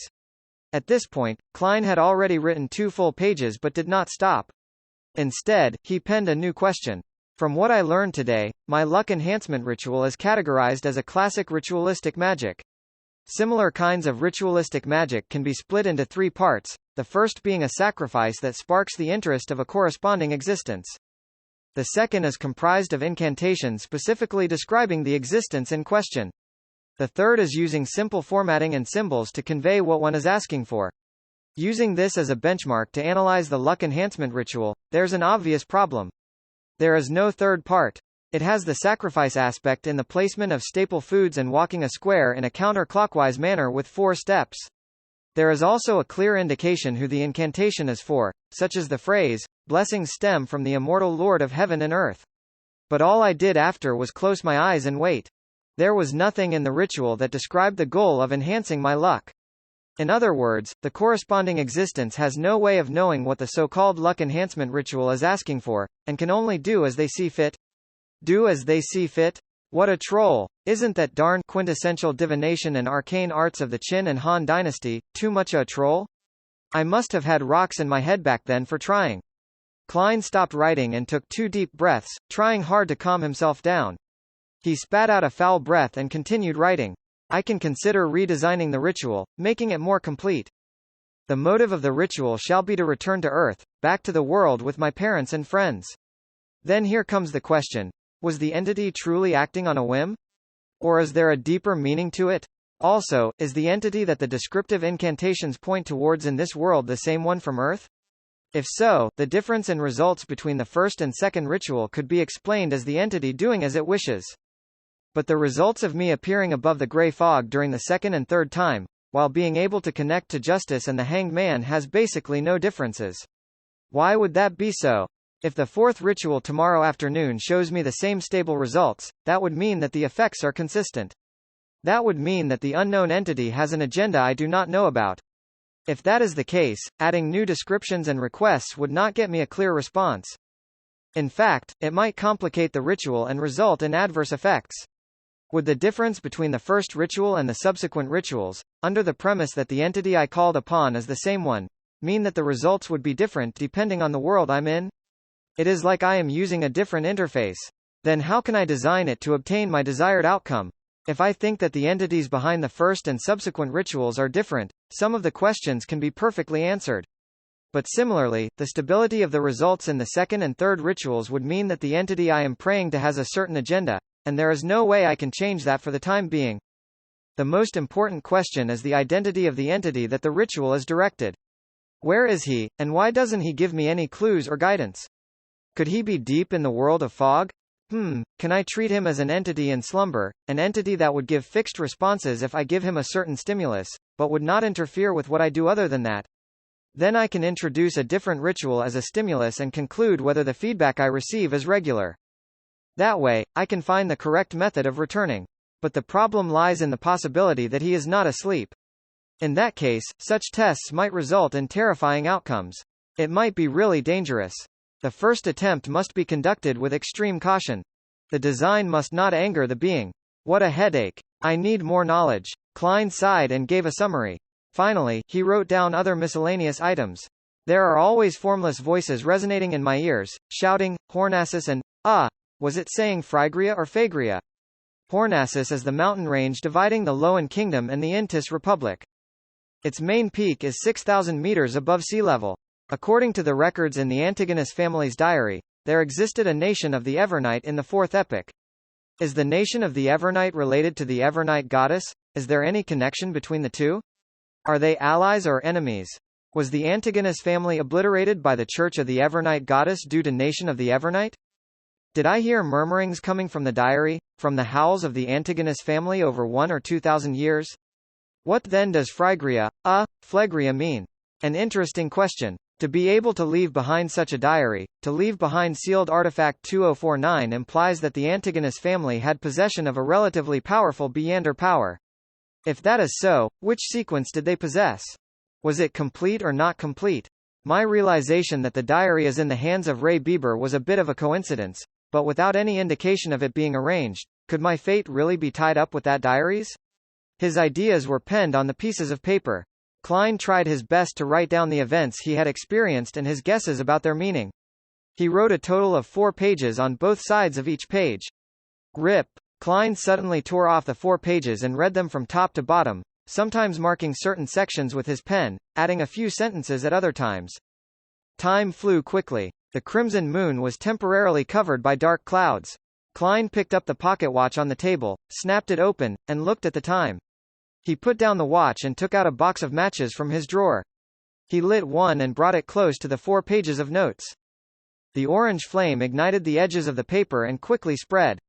Klein placed the notes on top of the wooden dustbin and watched the ashes drop. He then released his fingers, allowing the papers to fall. In just 10 seconds, everything had disappeared. All that was left was the still swirling ash and the charred bottom of the dustbin. As there was Emperor Russell's secret diary in this world, Klein did not dare leave behind any evidence that he knew how to write Chinese. If old Neil and the rest discovered the 4 pieces of paper he wrote, he would have no idea how to explain the matter. And while writing the confidential questions, Klein was worried that the one paying attention to his dreams would be able to see and decipher the contents no matter which language he used, be it LoM, Ancient Phasak, or Hermes. Therefore, he could only write notes in Chinese to organize and summarize. After he was done with the task, he burned the notes to leave no traces. And precisely because there was no way of saving, he set up a plan for himself. He would do this summary once a week just in case he forgot anything. As he watched the ashes fall, Klein pulled out a white piece of paper. He wrote the title. To my respected mentor, he wanted to write to Senior Associate Professor Quentin Cohen, asking if he had any relevant historical information about the main peak of the Hornassus mountain range. The next day, a Monday morning, Klein, who had the day off, didn't leave home. Instead, he gave Melissa his letter directed to mentor Cohen Quentin and more than enough money to buy stamps. He entrusted her with the job of mailing the letter at the post office near the Tingen Technical School where she studied. After breakfast, he slept in to make up for the lack of sleep caused by the previous night's work. He only woke up because of his stomach's grumblings close to noon. He heated up some leftovers from the night before and ate them with a loaf of rye bread. Klein grabbed a newspaper and entered the bathroom on the second floor. Whenever he did that, he couldn't help but sigh at the lack of a cell phone. After about 7 or 8 minutes, he left the toilet refreshed and washed his hands. He then returned to his bedroom and locked his door. Klein drew the curtains, lit up the gas lamp, and cogitated for half an hour. After practicing his spiritual vision, spirit dowsing, and dowsing rod for half an hour, he spent another hour mentally reviewing the mysticism knowledge he had gained recently. After doing that, he ripped up the old newspaper and crumpled them into a few balls. He wrote on them, moon flower candle, full moon essence oil, and other names of materials. He followed the prescribed steps of ritualistic magic in his head in order to master every little detail. Until he was entirely familiar with it, he didn't intend to try ritualistic magic because it was both a waste of materials and also easily attracted danger. He repeated again and again until he picked up his silver pocket watch patterned with vine leaves and took a glance. He realized that it was 2:45. He considered for a few seconds and brought the scraps of old newspapers to the kitchen on the first floor to burn them. While doing so, he made sure he was in an optimal state of mind as he prepared for the tarot gathering. Locking his bedroom door once again, Klein didn't wait for the clock to strike 3. He planned to enter the area above the gray fog ahead of time. He wanted to seize the chance to explore the place thoroughly. As Klein stood in an empty spot in his room and started walking counterclockwise, he suddenly worried that Justice and the Hanged Man had yet to enter a suitable environment. He thought of a particular matter. Would they be disturbed or discovered? He had previously mentioned to allow Justice and the Hanged Man to apply for leave ahead of time if they needed to be absent from the gathering for some reason, such as being unable to find time alone or unexpected circumstances. It would have been an almost unsolvable problem for Klein in the past. There was no way he could build an entire server-based internet by hand in a different world, right? Any technology beyond the telegram could expose him. But now, he had suddenly found inspiration from ritualistic magic. Ritualistic magic borrows the powers of others by seeking the help of different existences. Similar incantations would make it clear who it is directed to in the beginning, such as the Evernight Goddess or the Lady of Crimson. It would be a description of the unknown and clandestine existences. Then, can I amend the chant and redirect the beginning of the chant towards myself? Directed at me. This way, even if Justice and the Hanged Man conduct the ritual in different locations, I would receive their messages. Klein suddenly felt fresh insight as he began analyzing the likelihood of the method working. There are 2 difficulties. First, I am not an incredibly strong high-level sequencer. Even if the description of the incantation was directed to me, I couldn't possibly receive the request. Second, how can I ensure that the description of the chant is directed at me accurately, and doesn't stray away and hit some other unknown existence that fits the description? That would be incredibly dangerous. Klein paced back and forth, deep in thought for a possible workable solution. He went in circles with silent footsteps. Then, he naturally linked the matter with the mysterious world of the gray fog. Even if I can't receive the message, that doesn't mean the gray fog can't. Its connection with the crimson stars can drag a person into the space directly, regardless of where they are in the physical world. I could consider tying myself to the mysterious space together during the directed description. In accordance with this train of thought, even though I might not immediately receive the request, when the other party is holding the ritual, I will still be able to see the corresponding messages whenever I enter the gray fog. To put it simply, it is the difference between being online and offline on an instant messaging system. Klein became more excited the more he thought. He felt that his idea was worth a try. What kind of description could be used to precisely direct a message to me and to the gray fog world? He started thinking about the actual details. In fact, he had an incantation that would definitely work. It was none other than the LoM translation of, blessings stem from the celestial worthy of heaven and earth. But herein lies the problem. He would lose control of the gray fog and lose his leading role. He could only exclude it. Fool from an alternate world? No way. It is quite accurate, and there is almost no other existence that fits the criteria, but it would expose my biggest secret. Klein thought of one incantation after another, but he crossed off each one. After about 7 to 8 minutes, he finally decided on the description of the first paragraph that directed to him. The fool that doesn't belong to this era. It was obviously not accurate enough. Therefore, Klein quickly added, the mysterious ruler above the gray fog. The combination of the 2 lines practically limited it to him. Furthermore, he had tied the grey fog to him. It's still a little short. I cannot eliminate the possibility that there are multiple spaces and rulers above the grey fog. I cannot eliminate the fact that the description might be directed to the spirit world. Klein creased his eyebrows and planned on making it more certain. He thought for a full minute and finally decided on the last part of the description. The king of yellow and black who wields good luck. It shared a similar meaning to blessings stem from the exalted thirch of heaven and earth less than sup greater than one less than sup greater than. If the incantation purely depended on that part of the description, it might end up being directed away and provoking unknown dangerous existences. But with the first two lines as a limitation, and his experience of arriving above the fog through a similar incantation, he believed that the target's description could result in a perfect lock-on.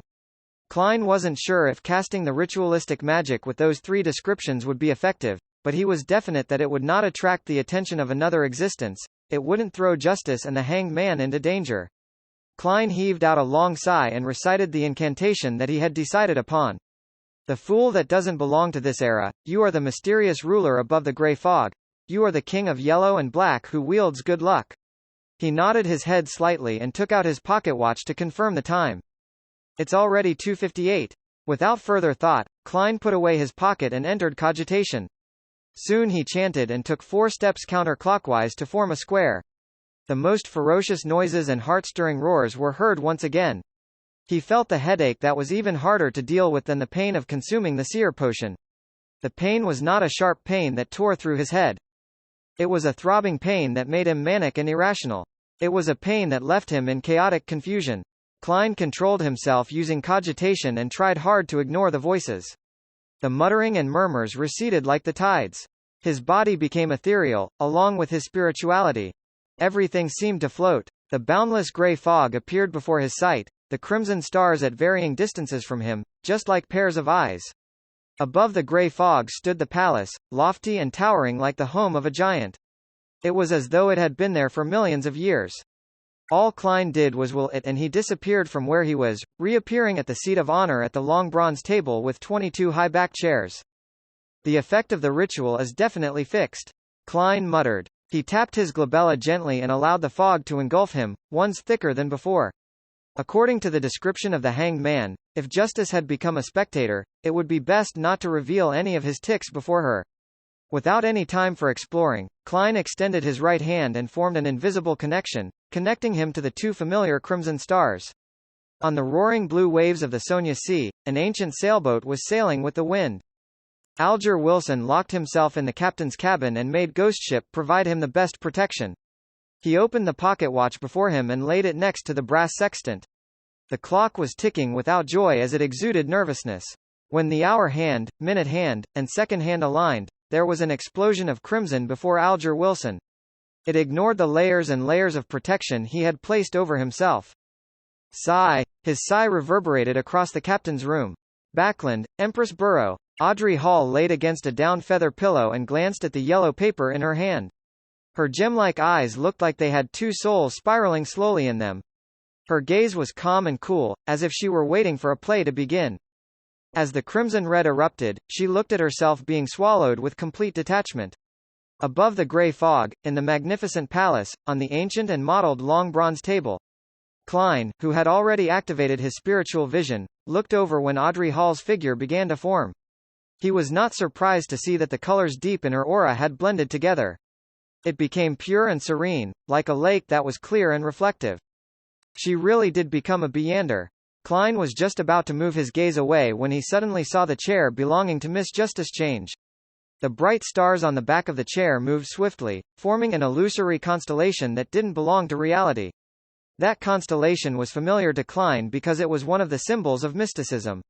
It was a symbol that represented giant dragon. Spectator, giant dragon. Klein restrained himself from shaking his head and looked over at the back of the Hanged Man's chair. Typically speaking, it was impossible for him to see the back of the chair from his angle, but this was where he was in control. Everything presented itself according to his will. The constellation on the back of the chair had not changed, but since Klein had grasped the basics of mysticism, he wasn't as ignorant as before. He could recognize that it was the symbol of windstorm. Sailor, keeper of the sea, windstorm. That's reasonable. The color deep in the Hanged Man's aura is much purer than it was. Has he leveled up? Oh yeah, what about the symbol behind my chair? Klein suppressed his impulse to look, rapped the edge of the long table thrice just like before, and smiled as he said, "Congratulations, Miss Justice, you are a Beander now." He can tell straight away? Audrey was stunned and smiled faintly. "Thank you, Mr. Fool, and thank you, Mr. Hanged Man." "That was much faster than I thought," Alger Wilson said honestly. Klein didn't continue the topic but tapped his glabella and said with a smile, "Lady, sir, have either of you found Roussel's diary?" Upon hearing the fool's question, Audrey did not immediately answer like in the past. Instead, she widened her crystalline eyes and glanced at the hanged man with a scrutinous attitude. Alger subconsciously subdued his body motions. After a few seconds of silence, he said, "I found 2 pages of the Emperor Roussel's diary and have memorized their contents." "I have 1 page," Audrey, whose vision was obscured by the fog, said as though she was removed from the conversation. "Pretty good." Klein did not allow his joy or his disappointment be noticed from his voice. He felt joy as there were 3 full pages, but disappointment also because there were only 3 pages. Their initial search for the diary was definitely easier, for all they had to do was ask through their connections and channels they were already familiar with. Collecting the pages would become more and more difficult as time went on as it would involve more and more elements. "Should we express them now?" Audrey inquired with a calm tone. "Yes." Klein simply nodded. He maintained his posture without any change. He had to be cautious in front of a spectator. As he finished his sentence, pieces of yellowish-brown goatskin parchment and dark red fountain pens appeared in front of Audrey and Alger. The two of them picked up their pens and started to recall the symbols they had seen. They also infused the emotions of expressing them out. Silently, lines of text appeared on the goatskin. Some of them appeared proper, some delicate, others slanted. In a mere minute, the contents that Alger and Audrey had forcibly memorized were all written. Klein willed the 3 pieces of parchment into his hands. He gave the pages a cursory glance and realized that some of the grammar was wrong. There were also missing and wrong words in the content. But experimentation had proved that incorrect sequencing of words to some extent did not affect the overall comprehension of Chinese. Klein was also not afraid of missing words since he often read web novels filled with censored asterisks. The 8th of April. I stood at the bow of Black King and stretched my arms, saying to Grimm and Edwards, "My fortune is yours for the taking, but you'll have to find it first." I left everything I own at the ends of the fog sea. They did not understand my humor at all and even asked if I really had other treasures. How boring. You can't be my 4 horsemen of the apocalypse if you keep it that. April 11th. I discovered a nameless island that was not on a safe sea route. There are a good number of extraordinary animals there. No, I prefer calling them extraordinary beings. It feels more impressive that way. Other than that, there are several weird creatures on the island. I believe that if Darwin had been transmigrated there, there is no way he could have written his theory of evolution. April 15th. Grimm has suddenly become a little odd. Has he been infected by something? When did the Emperor Roussel, who was born in the Intis Kingdom, set off on a voyage? The Fog Sea should be the sea west of the Intis Republic. Yay, I need to use historical information from the library to cross-reference this. Klein quickly finished reading a page, casting his gaze to the back of the piece of paper. At this point, he no longer hid the fact that he could decipher Emperor Roussel's secret symbols since this ability fitted the persona and status of the fool. Audrey and Alger did not speak. They waited silently, as if unsurprised by such a revelation. In fact, they even believed that it was only right. October 2nd. They actually wanted me to marry Matilda from the Abel family without even consulting me first. Heavens, I have not even met her. No, I must decline. Even if I were to run away from home and survive on my own and suffer the vicissitudes of life, I must fight against this marriage. October 5th. Miss Matilda is really pretty. October 6th. Her personality and her demeanor is just my type. I am starting to look forward to the marriage. Hey, Emperor, where is your integrity? Klein leaned back into his seat, not allowing his emotions to pass through the fog. He realized that Gustav did not write in his diary every day early on. Most of the time, he would only write in the diary when there were certain events that he needed to lampoon, record, or to vent his emotions. He shifted his gaze downward. Klein looked at the last sentence of this page. October 9th. They actually called me the son of the steam. I like that very much. Klein was a little disappointed that the information in the first 2 pages was of little value. But he did not turn sullen. He moved the 3rd page to the top. This page had content written on both sides of the paper. May 21. The Church of the God of Craftsmanship gave me two choices, two beginning sequence pathways. One of them is the Savant. It is a complete sequence pathway they possess. The other is Mystery Prior, which they obtained from the Moses ascetic order, but it lacks the higher sequences. May 22. My choice was easy. Savant. The Savant has a complete sequence pathway. Although wielding more information on mysticism can aid my return home, the problem is that if I am not strong enough, there is a need to acquire external help for transmigration. And I do not know if this external entity would be good or bad, benevolent or malicious. I cannot control it, and thus it could be very dangerous. In that case, why not strengthen myself and return by relying on my own powers? Thus, the complete sequence was the most important factor in my considerations. May 23. I have become a savant. With the power of the potion, I actually recalled all the knowledge I had learned in the past, such as physics, chemistry, etc. I have not only recalled the knowledge, but I understand it more deeply, as well as its possible applications and implications. Haha, this is a job, specially tailored for a transmigrator like me from an alternate realm. I will be able to express my advantage to the greatest extent. I have to say that if I were to return in my present state to the third year of high school, I would definitely become top scholar. If I could further specialize in an area, it wouldn't even be too hard for me to become a scientist. May 26. I am enjoying my status as a savant. Something odd worth mentioning.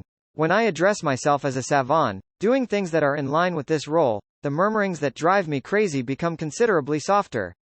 I have also been able to control my occasional temper outbursts. I have also recalled the matter regarding the diary. Is this the acting that the mysterious Mr. Zaradel mentioned? This could be key in resolving the side effects posed by potions. As Klein read the diary page, he had a deep realization that there was a fundamental difference between how he and the Emperor Roussel did things. For example, regarding the matter of returning home, Klein considered grasping in-depth knowledge of mysticism to avoid risks and accomplish his goal, while Emperor Roussel preferred to rely on himself and face the risk. I have to say, I envy people like that sometimes. Perhaps everyone yearns for something they do not possess. Of course, I also have to consider strengthening myself. Both of these are important, Klein thought, sighing a little. The description provided by Emperor Roussel about acting instilled Klein with confidence that the conclusion he made about acting yesterday was more or less correct. He put the 3 diary pages down, looked up at Justice and the hanged man. He smiled and said, "My apologies, I was too absorbed in reading them." Audrey calmed the envy in her heart and smiled faintly.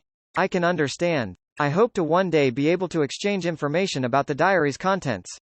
That will require a price. Klein smiled and glanced at Justice, then swept his gaze towards the silent hanged man. Audrey put her palms together and placed them in front of her. Mr. Fool, Mr. Hanged Man, I have 3 questions to ask. If you think that the answers warrant a high price, tell me what you want, I will try my best to seek it.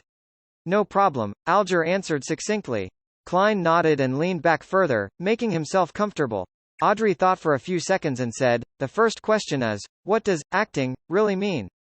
I realize that the remnant psyche in the potion has minute effects on me. Is that because I've been acting as a spectator all this while?" Alger did not speak. Instead, he looked at the fool, as though waiting for him to give an answer. Klein rubbed his finger on the edge of the table and said in a relaxed tone, "Let me explain this with an analogy. Imagine the core powers of your potion as a tightly guarded castle. The remnants of the psyche that can cause a lashback resides within that castle. Our goal is to get rid of it and become the true master of the castle. There are 2 ways we can do that. The first is to forcefully invade the castle. There is no guarantee that this will work, and you will most definitely injure yourself unless you can suppress it with absolute power. But of course, we are not equipped to do that. The second way is to get the owner of the castle to extend an invitation. This invitation can allow us to slide through the scrutiny of the guards and infiltrate the castle. We can then easily finish off the enemies. But the problem lies in the fact that this invitation specifies the facial features and characteristics of the guest. Thus, we have to disguise ourselves and act as the guest. Do you understand? Alger immediately asked, as if he had anticipated this reply. Then the aforementioned invitation is the name of the potion sequence? That's right, Klein answered with great affirmation. Audrey froze for a moment, having the sudden feeling that she completely understood what acting meant. She immediately exited her spectator state due to her excitement. She praised in joy, "What an exceptional method, I think it fits your title. Its style is very compatible with the Fool. I would never have believed that acting would have such an effect. Luckily, I have been acting as a spectator the past few days." She paused for a moment before saying, "I think that this is a very valuable answer. My heart is not at ease accepting it for nothing. Mr. Fool, what do you need in exchange? Of course, I still remember that I owe you a page of Emperor Russell's diary." More pages of Russell's diary, or? Klein paused for a moment. He had wanted to get information about the sequence regarding the seer but felt that such a low-level request would ruin the mystical image of the Fool. Thus, he chose to give up on it and planned to ask them discreetly some other day. "I just advanced recently and have yet to completely digest the seer potion." He consoled himself and added on without expression, "Anything regarding the Antigonus family, even if I'm already aware of them myself." Alger remained silent for a few seconds. He looked at the top of the long bronze table for a moment before slowly opening his mouth. "Mr. Fool, I believe I can pay you back immediately with the information you requested just now." Exclamation mark. Report chapter. "No problem." Klein tried to maintain his unchanging deep tone. He rested his left elbow on the armrest of his chair and supported his forehead slightly with his fingers, posing as though he was listening calmly. Alger deliberated over his words and said, "The Antigonus is an ancient family. Their history can be traced back to the Cataclysm epoch before the Fourth Epoch and is related to the Second Blasphemy Slate." The Second Blasphemy Slate? There's a Second Blasphemy Slate? How many are there? Klein's pupil shrank, and he nearly changed his posture. According to what the Hanged Man and Justice have said previously, the Blasphemy Slate contained the profound mysteries of the 22 paths of the divine. There are 2 of such important items, or even more. 22 paths of the divine. Sequences and pathways. Could these 2 nouns mean the same thing? Every complete sequence pathway leads straight to the throne of the divine? At that instant, the description of the Second Blasphemy Slate gave Klein numerous thoughts.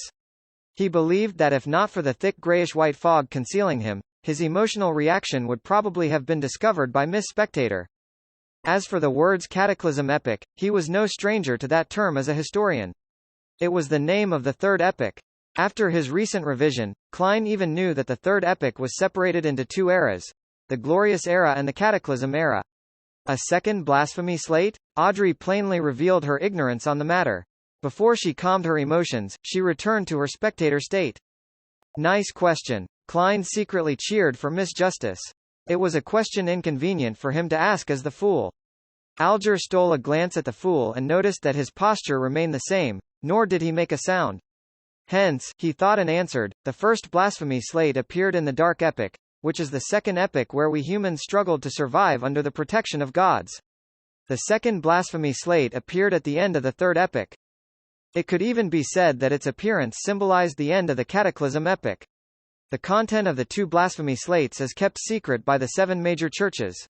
I only know bits and pieces of it. I only know that they involve the pathways to godhood, but I am not sure the differences between them. Was the blasphemy slate that Emperor Russell saw the first or the second? Audrey asked curiously. Upon hearing that, Klein recalled what Alger said about the potion names during the first gathering. He said that the names of the sequence potions were derived from the blasphemy slate. Similarly, Captain had also mentioned that the formation and completion of the potion system was thanks to the birth of the blasphemy slate. That indirectly confirms that the pathways to godhood are the sequence pathway. Klein answered his earlier question silently. Then Alger simply replied, the second one. The glint in Audrey's eyes diminished and she returned to her spectator state. She did not continue asking questions. Instead, all she did was focus her gaze on the Hanged Man. It was obvious that her scrutiny made Alger uncomfortable, but he suppressed the emotions within him. He lowered his voice and continued, during the Solomon dynasty in the Fourth Epoch, although the Antigonus family was considered an illustrious part of the aristocracy, they didn't do anything very memorable until they supported the establishment of the Tudor Empire. They then stood right in the middle of the stage of northern continent. In that period, Antigonus, Ammon, Abraham, Jacob, and others were illustrious names of the human kingdom. However, after the War of the Four Sovereigns, the Blood Emperor from the Tudor Empire perished. They fell from the top of their pedestal and are now hunted by the 7 gods. I am not sure about the actual process, but I do know that the Antigonus family was destroyed at the hands of the Church of the Evernight Goddess. Mr. Fool, if you'd like to know more, I am afraid that you can only obtain the information from the Church of the Evernight Goddess or from the few ancient secret organizations. You know which few I am referring to. I don't. Klein nodded while feeling bitter inside. Okay, the secret order is one. Captain and Old Neil mentioned the Moses Ascetic Order. I wonder if the psychology alchemists count. While he mentally checked off the candidates, Alger provided him with the last bits of information. I similarly have no idea which sequence pathways the Antigonus family held. There are only two adjectives that appear repetitively in the descriptions of the Antigonus family, and those are strange and terrifying. Strange and terrifying. Thinking back to the notebook, the original Klein and his classmates, and what happened to Ray Bieber's mother, it really is aptly worded. Klein continuously rapped the edge of the long table with the tip of his finger a couple of times. Then, he slowly began to speak. Very well, I am satisfied with the payment. The reason he continuously rapped the long table lightly with his fingers was to emphasize the action, to make Justice and the Hanged Man believe that he had a habit of rapping in order to conceal the fact that the same motion was used to activate and deactivate his spirit vision. It's my pleasure. Alger did not say anything else. Audrey took a look at the Hanged Man and then the Fool. She smiled faintly and said, Then, I shall ask the second question. What is the name of the subsequent potion for Spectator? Where can I find the clues? I'd also like to ask so straightforwardly, but different choices lead to different difficulties. Klein did not speak but cast his gaze towards the Hanged Man. Alger remained silent for a few seconds before saying, I'll answer the question for free because I led you on this pathway. The subsequent sequence for Spectator is Sequence 8 Telepathic. The ancient name of Sequence 7 is Psychianalyst but is called Psychiatrist now. This is what I found out from a member of the Psychology Alchemists. I think they should have quite a number of potion formulas for this pathway. Psychology Alchemists. Spirit Medium Daily was rather approving of their theory, but Captain thought of them as evil and crazy. Klein listened while in deep thought. Do you know the whereabouts of that particular Psychology Alchemists member? Asked Audrey as her eyes beamed with joy. Be it telepathic or psychiatrist, both names appealed to her aesthetics. Alger gave a rare laugh. I do. He's immersed in the seas around Sonia Island. I sank him with my own hands. If you would like to look for the Psychology Alchemists, I have to apologize since I severed the clues. He was not worried that Justice would find his identity through his description because he did that on his own, out of the public eye. Sank. Audrey was at a loss how to reply or what expression to wear. She drew a deep breath and suddenly failed to maintain her spectator state. She asked bashfully, the third question. If, and I'm saying if, a normal animal were to drink a Sequence 9 potion, what would happen? What kind of a question is that? Klein tapped his glabella unnoticeably with his finger that was supporting his forehead. Very quickly, he saw the changes in color and noticed that Audrey's emotions had turned frantic, nervous, and a little ashamed. Could she have done something that stupid? Klein was astounded, but didn't find it strange. After the past two gatherings, he was certain that Miss Justice was quite an airhead. The Hanged Man, Alger, was obviously dumbfounded as well. He took a while to reply. Normal animals do not have the brains of humans. They wouldn't be able to learn cogitation in a timely manner. Therefore, it would most likely lead to immediate death or a breakdown into a monster. However, if they survived the initial ingestion of the potion, they should become an extraordinary creature. If the potion has the ability to enhance their intelligence, they can even become smarter. All right. Audrey breathed out a silent sigh and nodded while saying with a relaxed tone. I have no other questions. Alger considered for a moment and did not mention matters regarding the Aurora Order or the listener. Similarly, he shook his head and said, Nor do I. I have something. Klein didn't change his posture but said with a smile, It will require your cooperation. He had yet to turn off his spirit vision, and he immediately saw that the Hanged Man was showing signs of nervousness, while Miss Justice was too simple-minded to show fear or carefulness. Before they could reply, Klein comforted them, Don't worry. It's trivial. If it succeeds, it will be beneficial to you, so I wouldn't be paying extra remuneration. Go ahead. Audrey instinctively entered the spectator state, but she couldn't see through the thick gray fog engulfing the Fool. As you will, Alger replied, steadying himself. Klein moved his fingers and smiled when he said, Previously, I said that we would do some experiments to enable you to ask for a leave of absence. That way, you do not have to worry if you have to be somewhere inappropriate on a Monday afternoon. That's our wish. Audrey loosened her tightly knitted eyebrows. Alger thought and said, "What do you need us to do? You could try a piece of ritualistic magic during your free time. It need not be too formal. As long as you are in an environment that won't be disturbed. Put 4 brand new candles on an altar, placed on 4 corners respectively. It's best if they are candles with a sandalwood scent. Put a loaf of white bread near the candle on the top left corner, a bowl of fenipater noodles near the candle on the top right corner, paella by the candle on the bottom left corner, and a desi pie by the candle on the bottom right corner. Use a silver knife to make a sealed spiritual environment." Klein described his modified version of the luck enhancement ritual and taught Miss Justice how to create a spiritual environment for free. To be frank, as the ritual was targeted at himself, Klein believed that the former part, which was intended to attract the interest of an entity, could be omitted completely. However, he still worked hard to make the procedure seem important. Of course, it didn't comply with what old Neil taught about gods being second and oneself being third. Mix moonflowers, gold mint, slumber flowers, fingered citron, and rock rose together, then distill it. Extract it for its essential oil, then pour a drop onto each candle. Audrey listened with piqued interest as she recorded all that he said. When he was done, she asked, "What about the incantation?" "Mr. Fool, what's the corresponding incantation?" Alger stopped writing with the fountain pen in his hand as well. He turned his head to look at the fool. Klein, who was immersed in the grey fog, tapped the edge of the long table with his finger lightly and said calmly and monotonously in Hermes, "The fool that doesn't belong to this era. You are the mysterious ruler above the grey fog. You are the king of yellow and black who wields good luck.